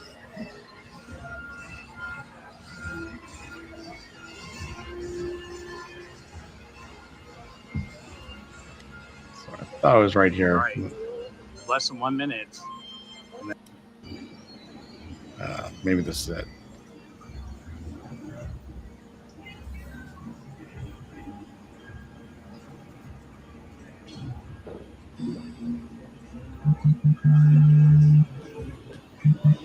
Any moment. I'm like, any moment, see? I was saying the same thing on the live stream.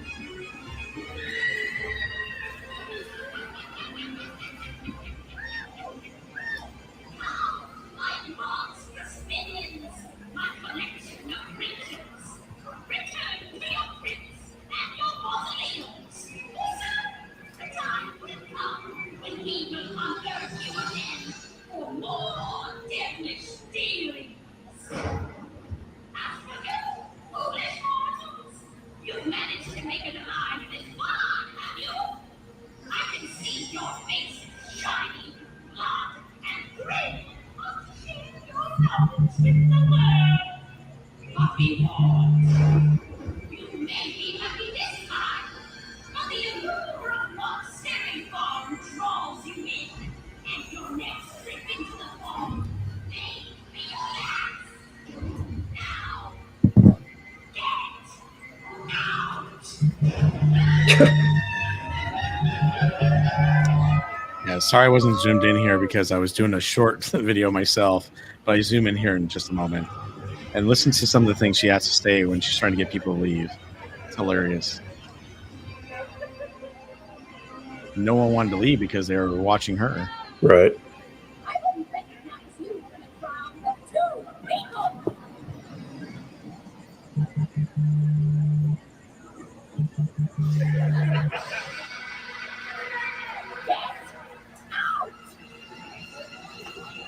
Yeah, we're far away from the batteries, isn't it? I'm jealous of people who don't. You'd think at some point she'd just be like, no, seriously, guys, get out. Yeah. But here's what I think is great. Show's over. Go, go, go. Listen to what she says, especially about the content creators.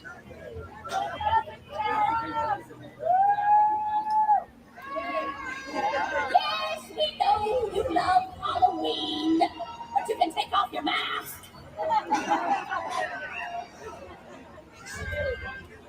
Hurry along home. You've got content to create. TikTok, TikTok.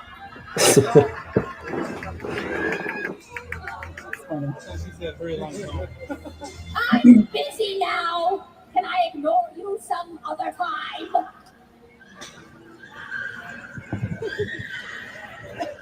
I like how it's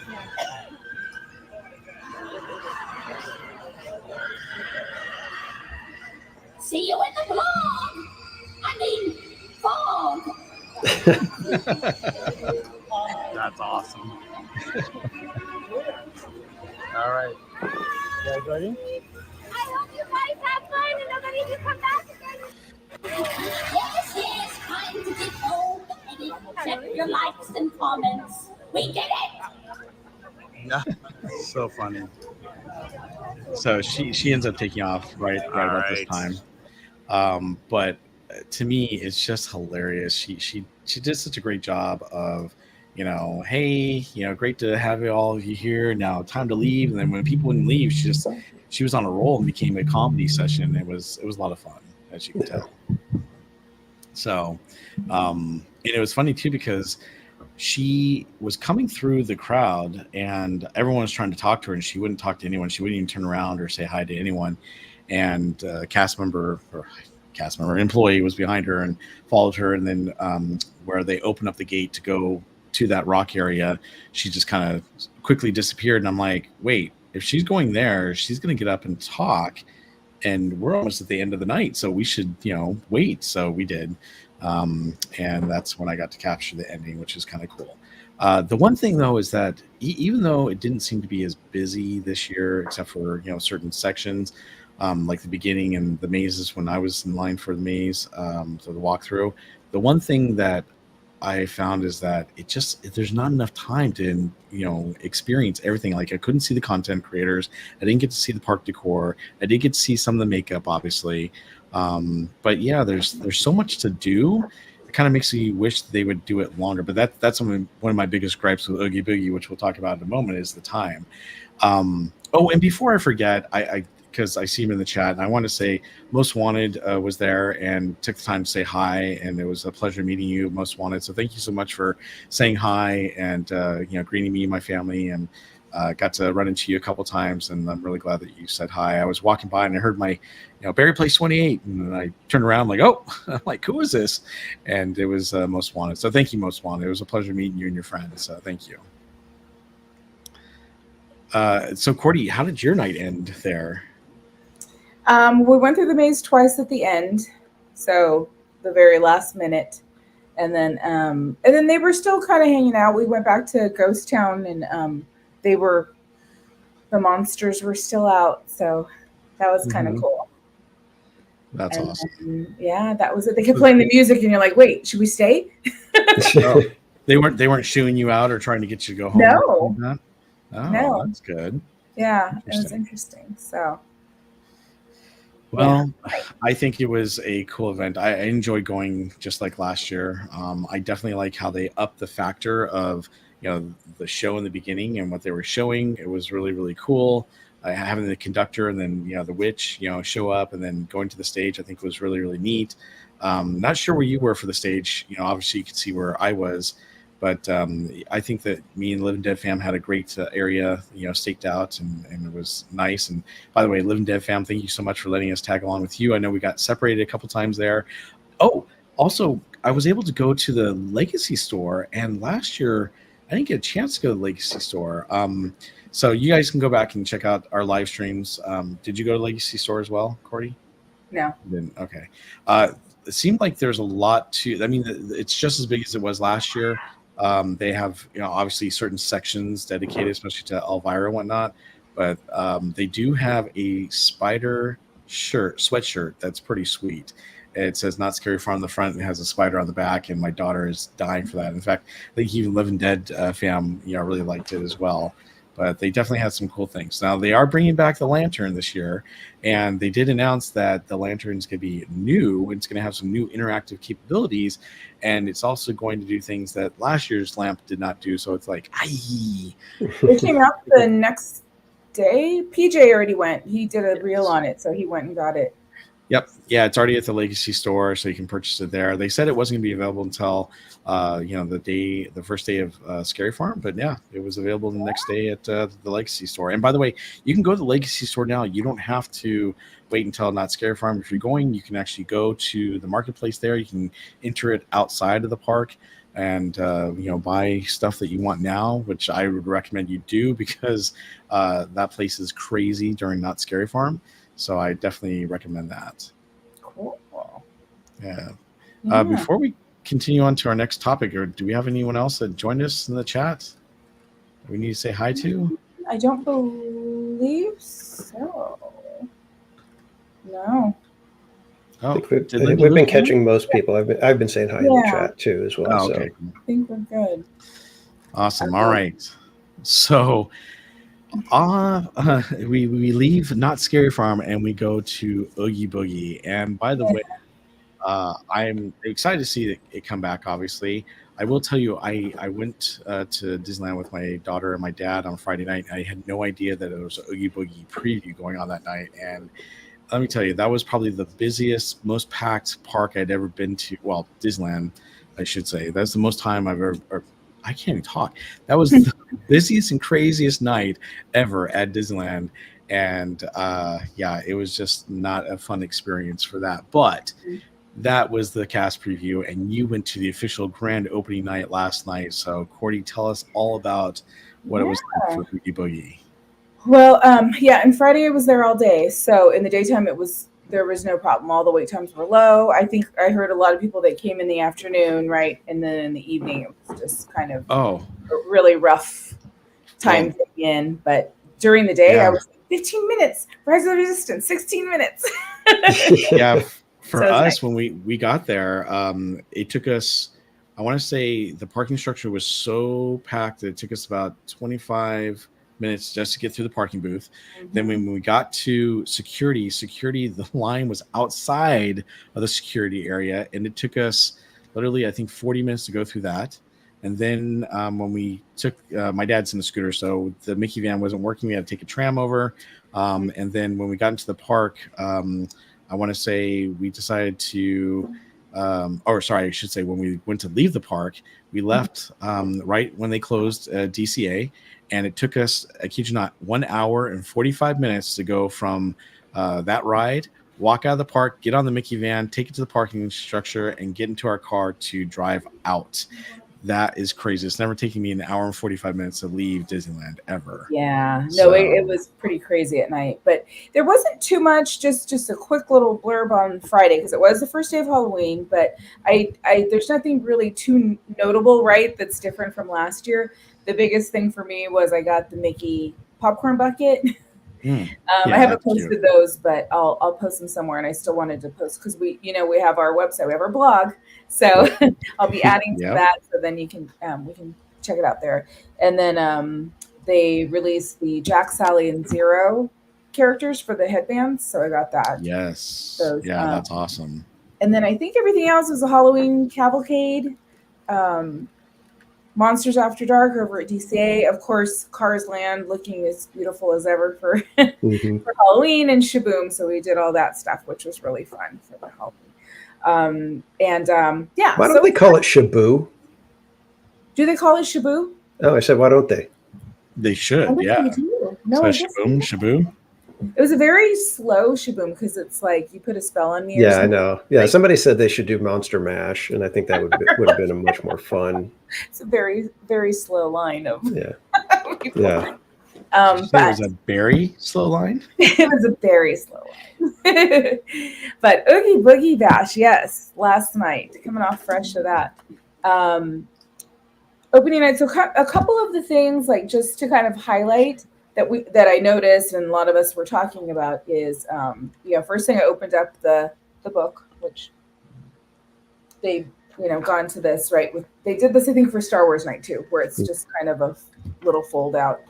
But one thing I noticed is there were only 3 specialty food items. So how they usually go all out, right? They're like, oh, we've got all these. Only 3, huh? Yeah. Wow. 2 things at Flo's, Yeah. 2 chicken meals at Flo's, and then a churro, specialty churro. But you could get other stuff. Like they have the normal stuff there that they already have for the Halloween season. So they just didn't go crazy with the foods for this specific event, which I was talking to, everyone that was there, CL and Devin and Sammy Bear. We had Miss Anime Games, and then Steamboat Philly we met up with for the parade.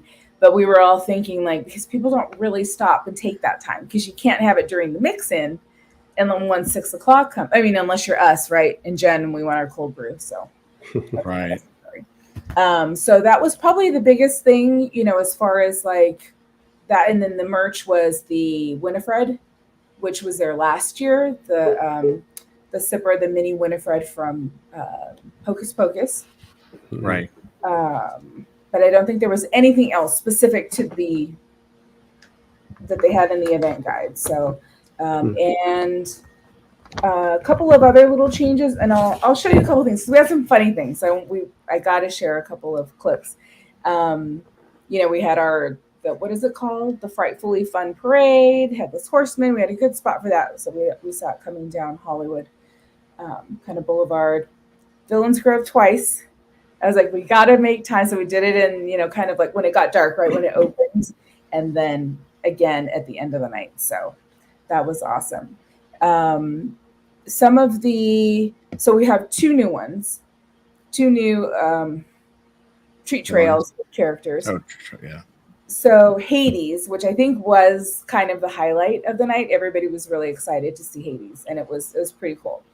And he was over at the stage over by Monsters Inc., where Cruella was last year. Mm-hmm. So Hades is not in the parade. Cruella is.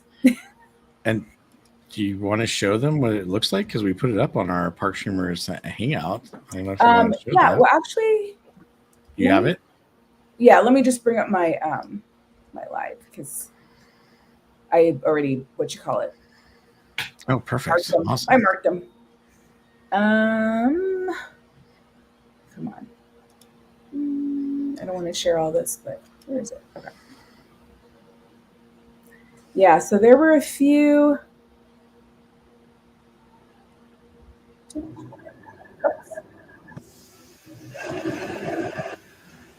Yes. Perfecting your swings. We got Nad. Never fails. Oh. So Sid was back. It was a different Sid, though. Thank you so much. They had 2 Sids last year, and the first one I liked a lot better. And I was looking at someone else's, and it kind of looked like the other Sid, but a little bit different. And that's going to bug me because I can see. Hello, Sid. Do you seriously need 2 cameras? I do. Yeah, to get all of my awesomeness. Yeah. Oh, sure. that's a totally different actor. Yeah.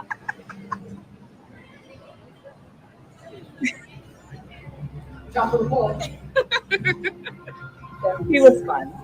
But I have to share this for I don't have any comebacks. for Devin. So next we waited for Lotso because it was right there. And we're like, look, yeah, Better quality and all different captures, right? All the different like. Lotso smell like strawberries. Wow, look at Slim getting a hug with Lotso. Now, Slim, I didn't expect that. Oh my god! So much fun. That was hilarious. Could you do video and then it'll look. Yeah, we'll and just Lotso spent like a lot of time with us to give us all hugs. Wow! Woo!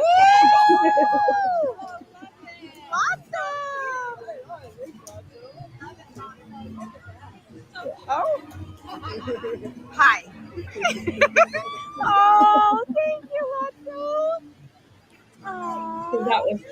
That was a lot of fun. But that was the highlight. Was Oh my Slim said, goodness. "Can I smell love you?" it. Without Thank you. Can I smell you? Found your drink over here. You guys can.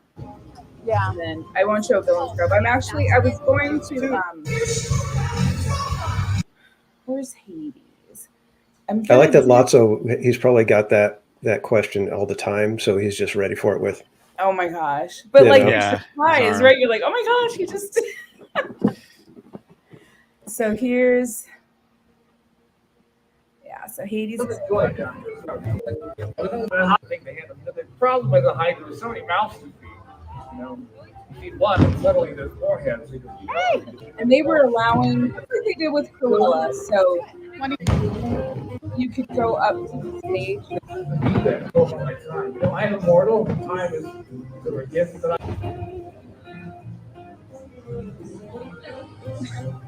He sounded pretty good. Like He he was sounded like good. the actual James Wood character. I'm like, what is that noise? But it's the fireworks going off at Disneyland.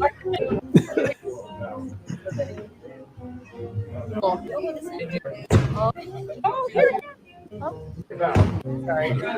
I guess. Can I show? I think I have it here because that was a pretty good little. Maybe I won't. Actually, I say check out our channel page because we've put a few shorts up there. So give those of you over there. There's one of Hades. That you can check You want out. me to share it real quick so you can see it? Yeah, or they can go and look at it, view it, and hit the like button. Oh, that's true. Please go do that, everyone. You know, we need some people to go like our shorts for us. We got some cool ones up there. Yeah, and we're yeah. going to be doing a lot more actually as the weeks go on. So in fact, we're going to try to come out with one every day or every couple days. So now the one thing I thought was funny, Jen, not trying to make fun of you here, but the one thing I kept hearing throughout the whole entire stream was this: cold brew. I think someone needed a drink. I know. We did try the peanut butter cold brew. And how was that? Cappuccino cart. So mine was pretty good. It wasn't as peanut buttery as I thought it was going to be. I think Slim tried all of our cold brews. So he was like, oh yeah, yours tastes way better than CL's because CL didn't like hers. It was very heavy on the coffee, light on the peanut butter. So so yeah, he said, yeah, there was a difference in each of our cold brews for some reason. But So I wouldn't go back for it. So there was 2 new villains this year. There's Hades was one. Yeah. And of course we had another one. Yeah, we didn't go see him. Oh, you didn't? Well, no, because we were trying to prioritize. Like you really have to prioritize. Yeah. And then we were with the group, so you're trying to keep everybody like, okay, let's like go here, there, and everywhere. So we didn't see Dr. What is his name? Doofenshmirtz. Yeah, Doofenshmirtz. And I know Phineas and Ferb from my kids watched it, right? I mean, I didn't really watch it, so I don't know the character that well, but that one's been questionable. I've heard a lot of rumblings about if that should have been a character highlight. Well, by the look of it, no.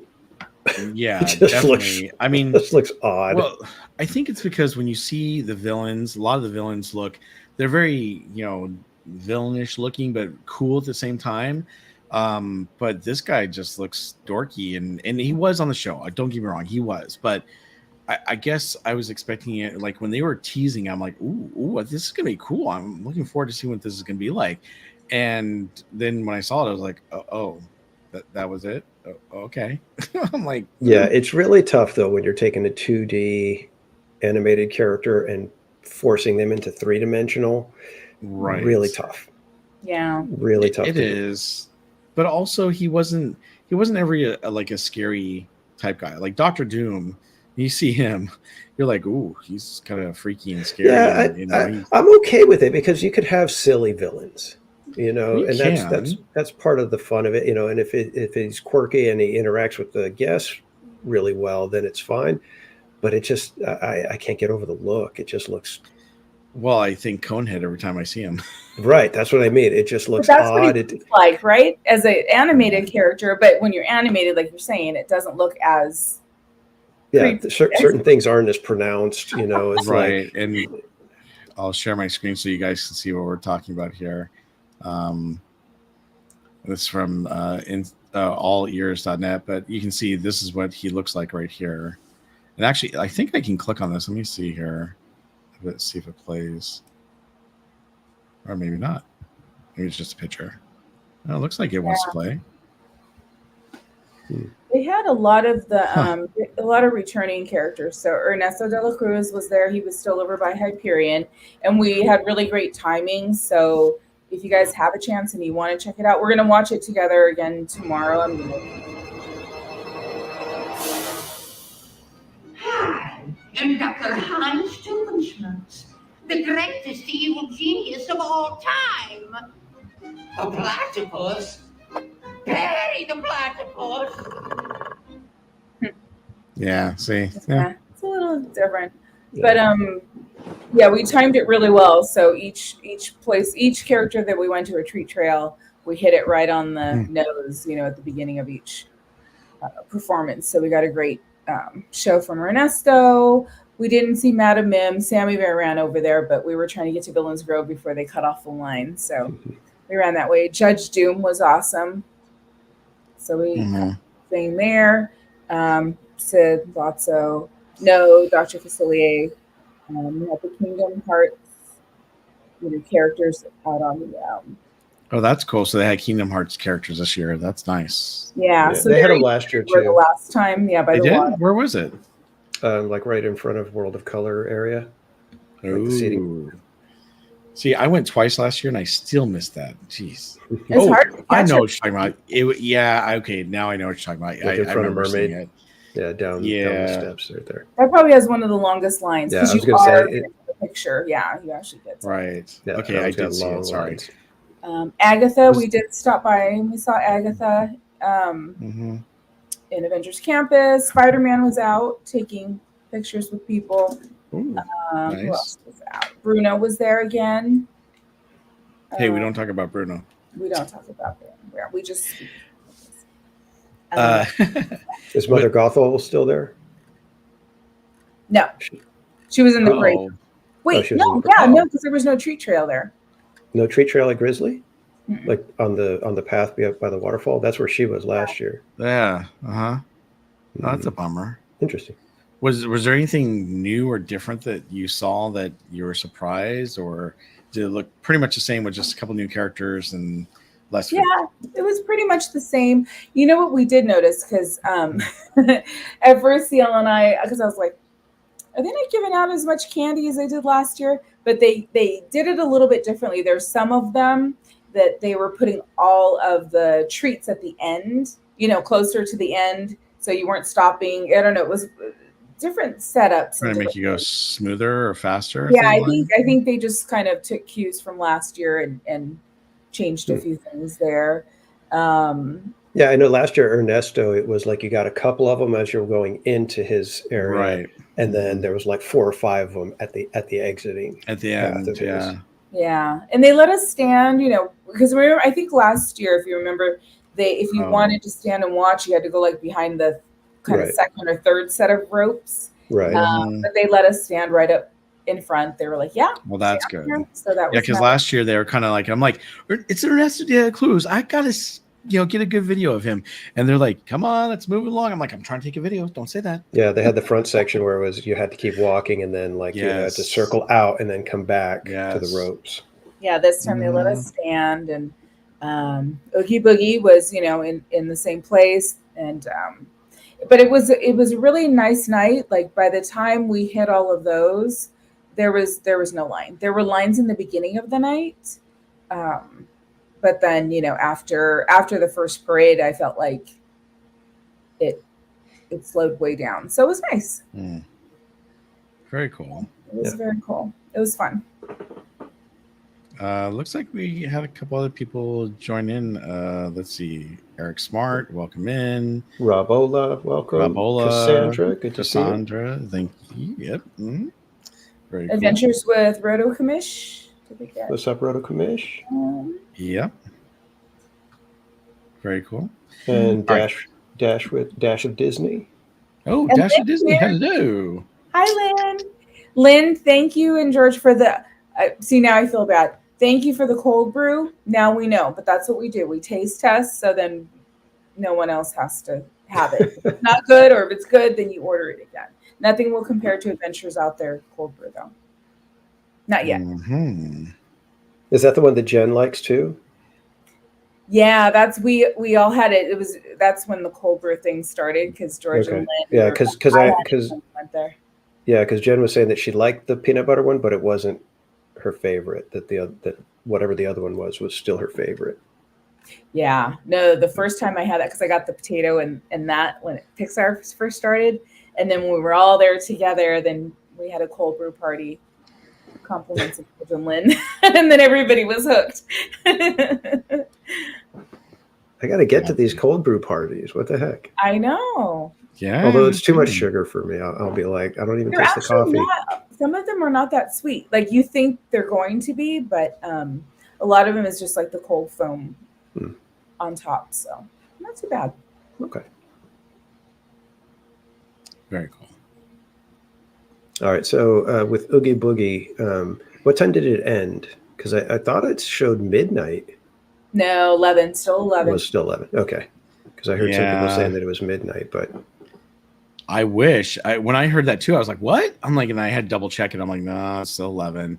But that's my biggest gripe. Yes, you can get in at 3 p.m. in the afternoon, but the event doesn't start till 6, and then it ends at 11, and it's only 5 hours. Now, being in the HR world, I think one of the reasons maybe is that when you work past that 5th hour, you gotta obviously take a lunch break, and maybe they don't want to give people lunch breaks and stay longer, especially you got all the actors up there as the villains. I have no idea, but I don't know. It's the end of the 5th hour actually, so the 6th. So maybe they don't want to push it to 6 hours. They want to keep it down to 5 hours. But to me, they're charging more money for it again this year, and to me, it seems like they just need to make it longer. That when they send, I don't know if you guys have done this, but they usually send you a survey at the end of the event to get your take on it, what you thought, and that's one of the biggest things. My biggest gripes is that when they do these after dark events, they just don't make them long enough. I mean, 4 hours is not long enough for Star Wars, and then here they've got Oogie Boogie, and that's only 5. It's like, can you guys please move it to at least 6 or more? So yeah. I think it should go to midnight. I think so too. At least last year when I went, first time for me going, and it was kind of a spur of the moment. I wasn't super planned out for anything. I know. And I had to basically keep moving almost the entire night. I think I only stopped. I stopped, I think, for about maybe 20 minutes to wait for the parade, 20 minutes or half an hour, something like that for the parade. And then I did the death wheel, which was like a 15, 20-minute wait. But other than that, I was just going from place to place to place to place to place. And I think the only major line that I waited in was for the Sanderson sisters. So, but I didn't have to. This year? Yeah, they were there. Yeah. Okay. But I didn't get to try any of the food. I didn't get any treats, any drinks, nothing. I didn't have time to check any of that. I didn't do any, didn't look for any merch or anything. It was just, but I saw all the villains, took the pictures with Sanderson sisters, and did Villains Grove 3 times. You know what I will say? Here's kind of my thoughts on all of this. As us being, live streamers, content creators, or anybody who's trying to get footage, I feel like we're that group that wanted to last longer because we want to see everything. But I think the normal person, it's kind of like 5 hours is good. Like when I went with my daughter, I wasn't streaming. I just went with her. We got there at 9 o'clock and left at 10:30. She was done. Wow. Yeah, she did what she that wasn't my wanted to do, experience. and that was it. But you see people, they leave, and then there's still a lot of kids at Oogie Boogie. So I think they're still catering to families, because there were a lot of families that were dressed up, coordinated costumes. Right. And, but I think we're kind of we're the minority in that case, where most are just like, well, I know I want to do this and this. I know I want to get the merch. Like some are just going there because they want to make sure that they get that limited edition merch. But I get what you're saying. But we do get 5 instead of 4 hours with Oogie Boogie. That's true. I think for me, like when I streamed it last year, and then I went the second time with my wife and my daughter because we were celebrating our birthday, which we're going to do again this year. Hopefully she doesn't hear. So anyhow, well, the thing is that thankfully I knew exactly what to do and where to go and everything. So that helped. And there's some things I didn't get to see on my live stream that I did get to see with my family, which is really, really nice. And, I got to partake because, my daughter dressed up as a pirate girl and I dressed up as the, Pizza Planet delivery guy. And that was a lot of fun. But yeah, it was definitely a different experience. I still felt like there wasn't enough time, and we got everything done pretty much we wanted to. There's a couple things we missed as a family, but I felt like I was rushing them through the park to see everything. And I don't like to rush my family through the park to do that stuff, but I was like, okay, we got to go here, then we got to go here, then we got to go here. And thankfully, I kind of mapped it out so that we were kind of going in a pattern, sort of. But yeah, I just think that if they give us just a little more time, it would be a lot better, especially because there's like the photo opportunities. We actually did get to do the Sanderson sisters when I went. I mean, it was like a 2-hour wait. And I was like, I'm not waiting 2 hours for a 5-hour event. That's a waste of my time. So I didn't do that. But some of those photo ops I wanted to do with like Lotso and Bruno, I never got the chance to do, unfortunately. So. And I think it's the days you go, like, MB says, is it even possible to see everything 5 hours? I think it is. Yeah, it definitely is. It's just you got to keep moving. You can't linger. Yeah. I think you have to experience it. Once you experience it, where everything's at and where to go, then you can do it. But you literally are just booking it the whole entire time. And to me, it's not fun. I want to be able to take my time, enjoy myself like I am in the park, and you don't really get that chance. And that's the thing about the After Dark events. You feel like you're rushed. You got to go. And anything you do could take you away. Like if you eat some food, well, that might take you away from doing a photo op. And if you do that photo op, well, that might take you away from actually seeing one of the characters that you get to walk by. And if you do that, you might miss the, you're definitely not going to miss fireworks at at some of these After Dark events. They don't do them anymore. And that's why they put the food back.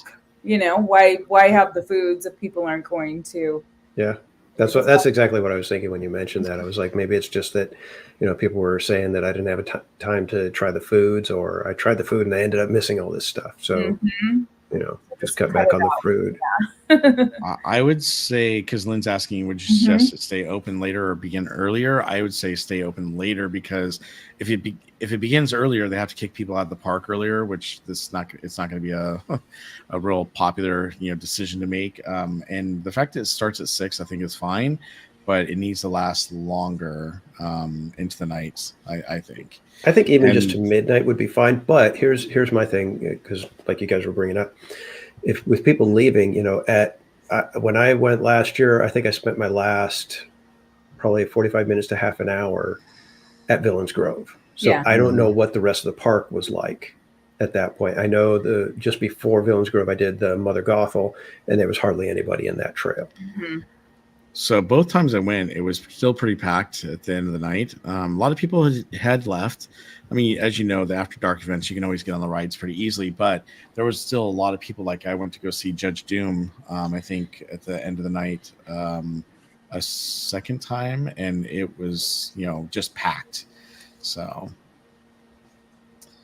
but yeah, I mean, I think if they could just do a little bit longer, it'd be great. Now, my recommendations for anyone who's going for the first time is to, if you want to buy the Oogie Boogie merch, get to the park when they open at 3, unless you already have a reservation for that day to go in the park, because they usually put the Oogie Boogie stuff out in the stores during the day so you can actually purchase it early. I would purchase it early so you don't have to worry about purchasing anything once the event starts. And once the event starts, now that we know there's only a few items that you can get, I mean, you might want to stop for one of them, but I would just spend time going to, see the villains that you want to see, and then obviously Villains Grove, and definitely got to catch the parade. The frightfully fun parade is absolutely worth it. I think it's great and a lot of fun.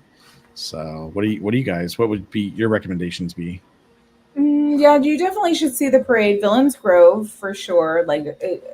That was one of the things CL and I were like, because it was Devin and Jen's first time going to Oogie Boogie. So, we were like, we were trying to think of the things like that you cannot miss. Right. And Villains Grove was one of them. And that's why I was like, we got to go again, because we were all trying to we had streams going, and then we're trying to film with the other phone. And then I'm like, we have to go through a second time and just take it in. You know what I mean? Like no other phones or anything, just really just, enjoy. That's funny. Yeah. That's for the other ones. Yeah, that was for Not Scary Farm, but still, I thought that was funny. Yeah, one thing I would like them to do is do a quick little, maybe a 7-minute show with World of Color fountains. Just a quick little something. Right. Don't even do projections or anything like that. Just have the fountains going with the purples and greens and blues and stuff like that. And that would be nice. Just do a quick little thing. Just something that adds to the atmosphere, because Oogie Boogie has a very good atmosphere. And like you were saying, Bob, it would be nice to not have to rush from one thing to another, and you could just kind of take it in and, take some time to people watch because of all the, family costumes or group costumes that everybody does. Mm-hmm. And you feel like you got to just keep moving the whole time. Otherwise you might miss something. And I know not everybody's like that, but for those of us who would like to see as much as possible, it would be nice to have just a little bit more time so that you can relax and take it all in the way you're supposed to take in a theme park.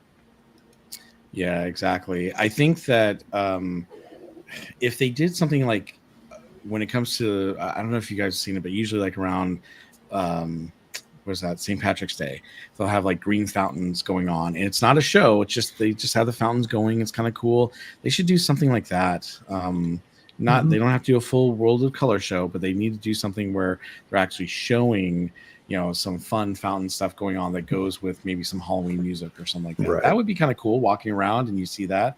I don't know. I think that would be a nice addition.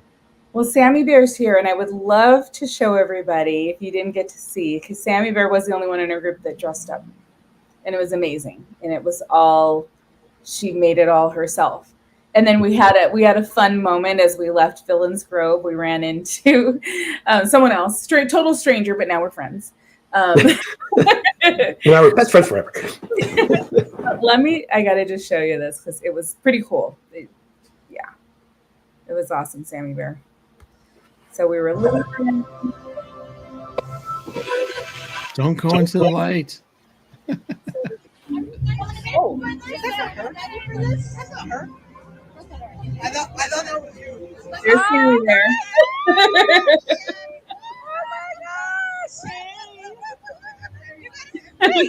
Did you guys take a picture together? And then you guys want to take a picture together. You want to. This is awesome. Okay, ready?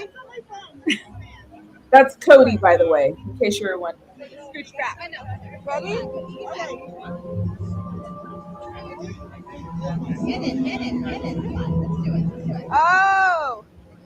And that was, sorry, I think I was filming with my other friend. But she had a flower sword. So a flower sword. Ready? So I believe it was based on Calypso, if I'm not mistaken, Sammy Bear. But yeah, so Cody happened to be walking by and it was coming out. So we're like, oh my gosh. I had to cut the sleeves off because I'm like, I can't do it. Okay, do you have Instagram? I do. Okay, That's pirate hat. because otherwise we'll never be able to. It'll be gone forever. Yes. Do you want me to type it or do you? Sure. It's Yeah. ODD I need that. SERLING. I know. When I didn't. Okay, I won't. Should I show it? I'm This like, is, I won't. Flutter. It was pretty funny though, but I won't. Show. We Did had you a dress little, up, Courtney? Huh?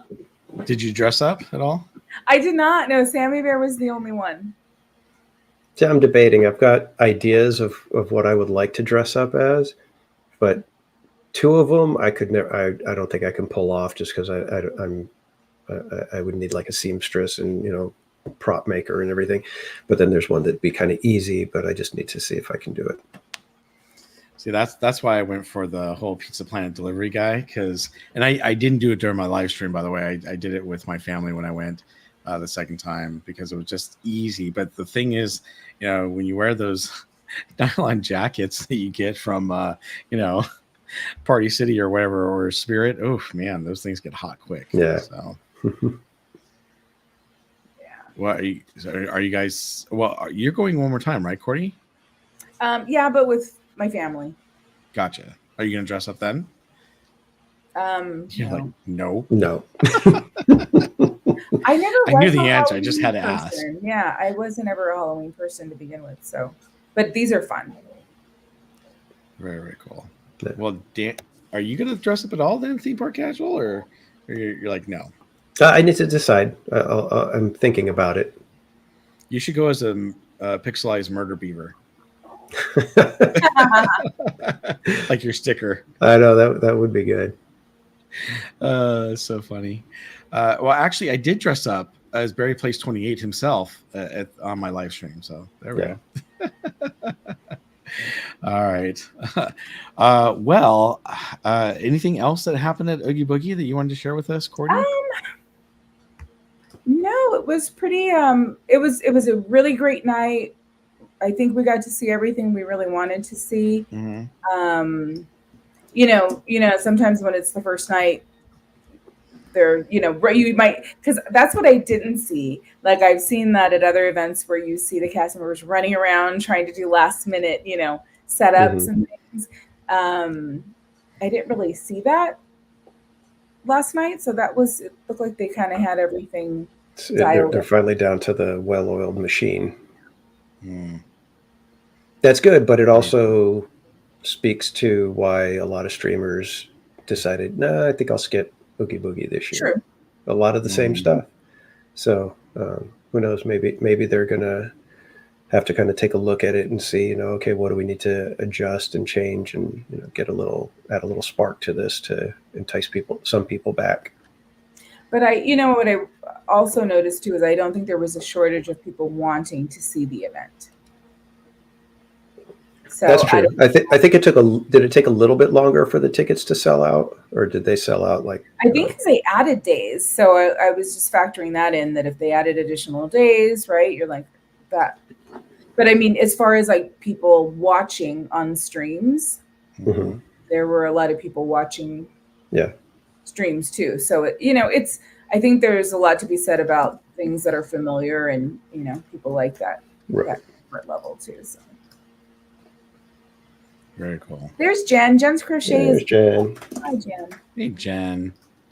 Well, I think we're coming close to the end of our show here, but before we wrap things up, everyone, why don't you go ahead and throw some questions into the chat so we can answer those for you. And while we're doing that, they just started this, I think it was last week, and I'm going to share it with all of you since we're talking about theme parks and things. Knott's Berry Farm actually is renewing their season passes, and you can get them as cheap as $99 for the regular Knott's Pass. You can also get the Gold Pass, which includes the water park.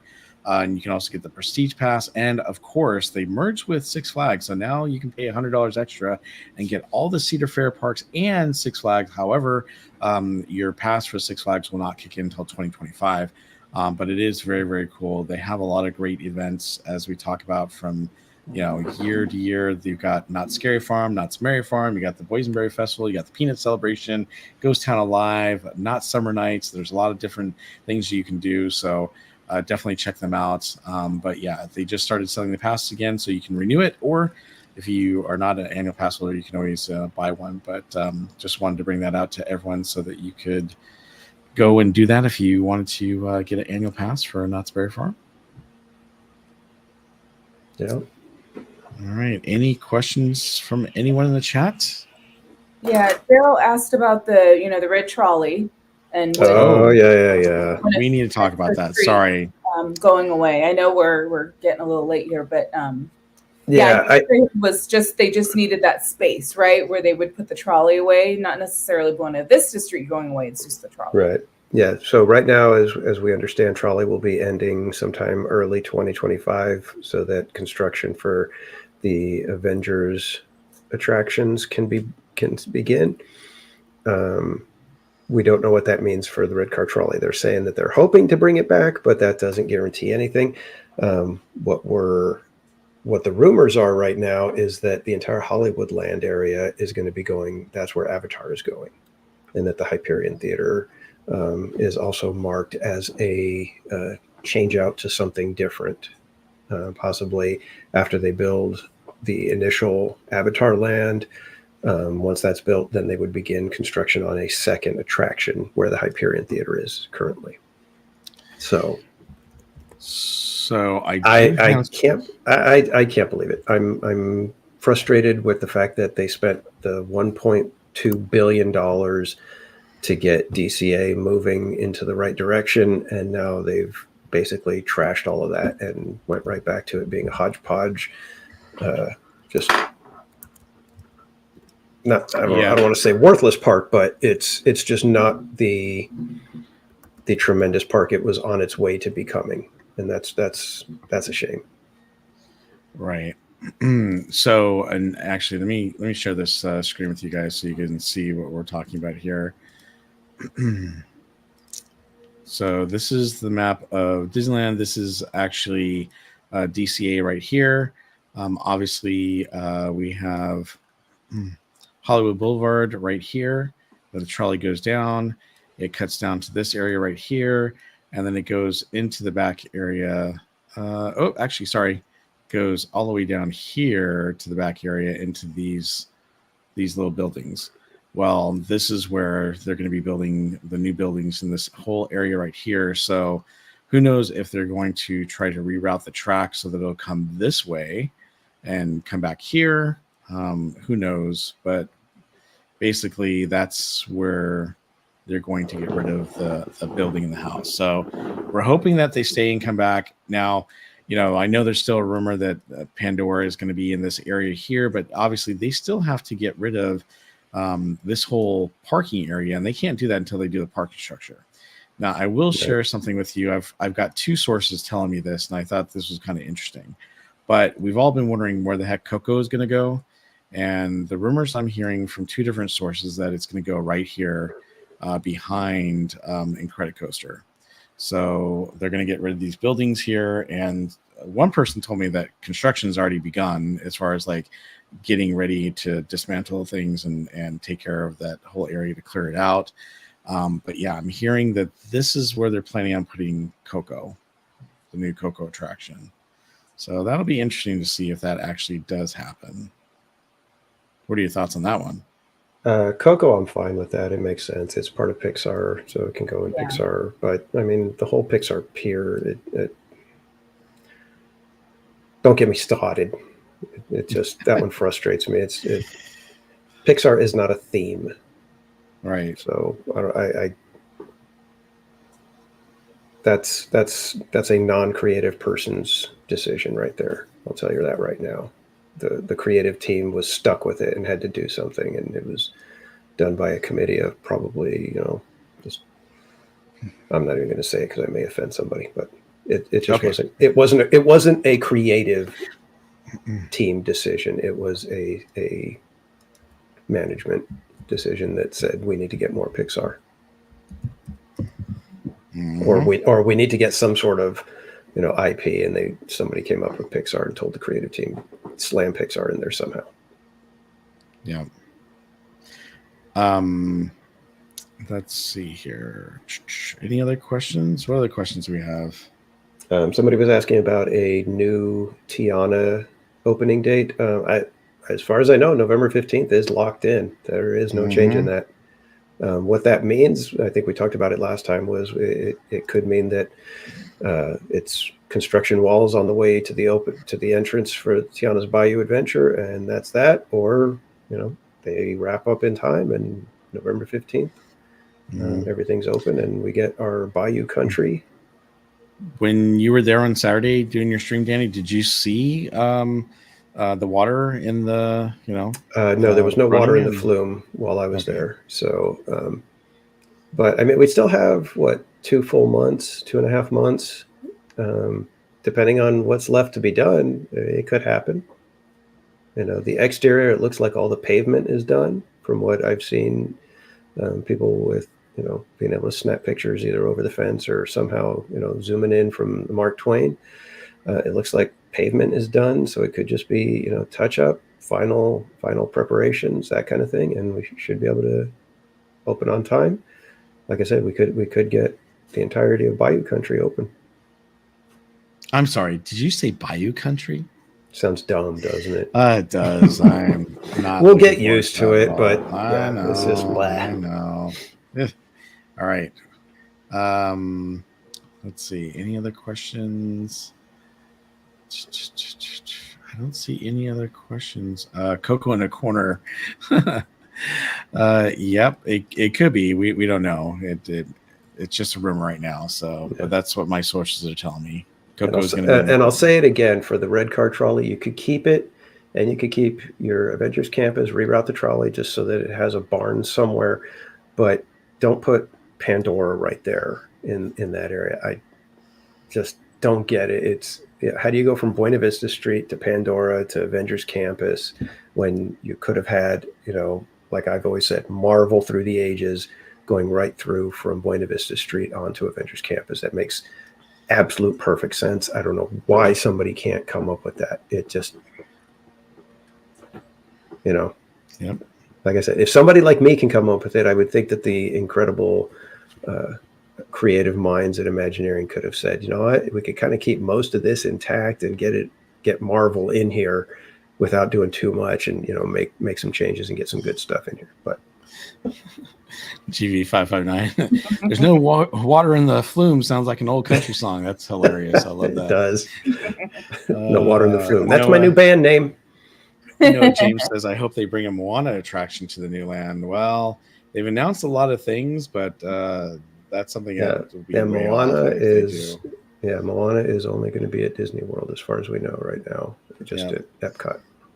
And Mike's Toy Box, welcome in, and DJ H Ambient, hello. Oh, we just joined Noel, aloha. And Slim Devin says, I think the trolley is in the way and takes up a lot of walkway. Slim, you're wrong. Just go grab another churro and everything will be okay. Okay. Mike's Toy Box, welcome in. Yeah. I don't see any other questions. I'll let's see. Yeah, I haven't seen anything else pop up. So just a couple other things, everyone. So as you know, most of you are watching from our Park Streamers Hangout. So please hit that like button if you haven't done so already. We have over 50 likes, and we appreciate it. And please take the time to go to our short videos and check them out. We have two new ones actually with Oogie Boogie and Hades, obviously, that are up, and we'll be putting up quite a bit more every single week. And also, please take the time to go to the Park Streamers Hangout website. It always tells you when our next hangout's going to be. So Obviously, it was tonight, August 26th at 8 p.m. It tells us a little bit about each of us, me and Cordy and Theme Park Casual. It'll show you our past episodes that we've had on YouTube, and it'll show you the latest and greatest, blogs that we put up, including this really cool one about Disneyland Resort Parks and Halloween. Disneyland and Parks Halloween 2024 foodie guide that Cordy put together, which is awesome. So you definitely need to go and check that out. So if you would, please take the time to check out those for us. And if you happen to have any friends that love Disney or Knott's Berry Farm or Universal, SeaWorld, you name it, please tell them to take the time to come check us out. We enjoy being here, and it's a lot of fun having all of you with us. So thank you for your support and for being subscribers and members. Oh, well, not members yet, but hopefully soon. So we'll see. Yeah, spread the word. And happy birthday to Mary. Mike Starbucks said just finished cutting Mary's birthday cake. Yeah. Oh, happy birthday. Happy birthday, Mary. That's awesome. Yay. Very, very cool. All right. Well, since I think I don't see any other questions. So if we don't have any more questions, let's go ahead. Oh, not a question, but it's calling you out. I go on it plenty. What's that? Go on what? The trolley. Trolley. Oh, the trolley. Oh.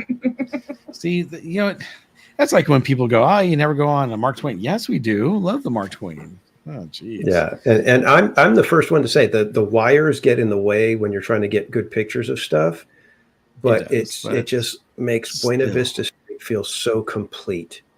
Mm-hmm. It makes it feel real. It makes it feel lived in. It completely builds the fantasy of Buena Vista Street, and that's why I think I love Buena Vista Street so much, partly because of the red car trolley.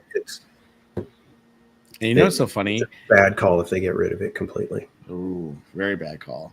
I always thought that the wires actually worked up above, but they don't. If you guys don't know, they have, next time you go to one of the depot stations where it stops, the trolley actually sits on top of, there's like these little white areas or lines, and that's what's charging the actual trolley. So the reason why they sit there for a period of time is not because they're waiting for people to board or load. Sometimes you sit there and like, okay, the trolley's full. How come we're not going yet? They're charging up the trolley. So that's kind of cool. So look for those little white areas next time you happen to be at DCA. It's really, really cool. Right. And that's exactly it. It's like the wires are there just for the theming to lend, the reality of it. So I really hope they don't get rid of it. Yeah, I hope they don't either, but we will see. Well, with that, I'd like to say thank you, everyone, for watching the show tonight. But before we go, Cordy, why don't you tell us where we can find you and when you'll be streaming next? Let's see. You can find me on YouTube, Twitch, Instagram, and TikTok. Next time I'm going live, I think Wednesday. Oh, actually tomorrow. I'm sorry, but from here, Cordy HQ. I'll be doing. We're gonna watch the Oogie Boogie Bash live stream together and just kind of go through it all and tips and tricks and just have fun with it. Very cool. That sounds like a great idea. Well, thanks, Cordy. And next we have Theme Park Casual. When are you streaming next, and where can we find you? You can find me on YouTube, X, and Instagram, all of them at Theme Park Casual. I will be in the parks at Disneyland Wednesday evening. So you can catch me live there on Wednesday, probably around 6 o'clock-ish. All right, very cool. And everyone, you can catch me at Barry Place 28 at all my social media channels. So X, YouTube, Instagram, TikTok, and Facebook. And I will be streaming. Look, believe it or not, I'm actually doing a morning stream on Wednesday with my dad. So me and Senior Barry Place 28 will definitely be hitting the parks on Wednesday morning, probably till the early afternoon. So definitely come hang out with us. I'm not sure if I'm going to be able to do a stream that night, but definitely in the morning, come and hang out with me and my dad. It's going to be a lot of fun. And not to mention T3PO, I'll be on there tomorrow morning, or at 11:30 a.m. So come hang out with me over at T3PO, and I'll share the link in the chat in a moment.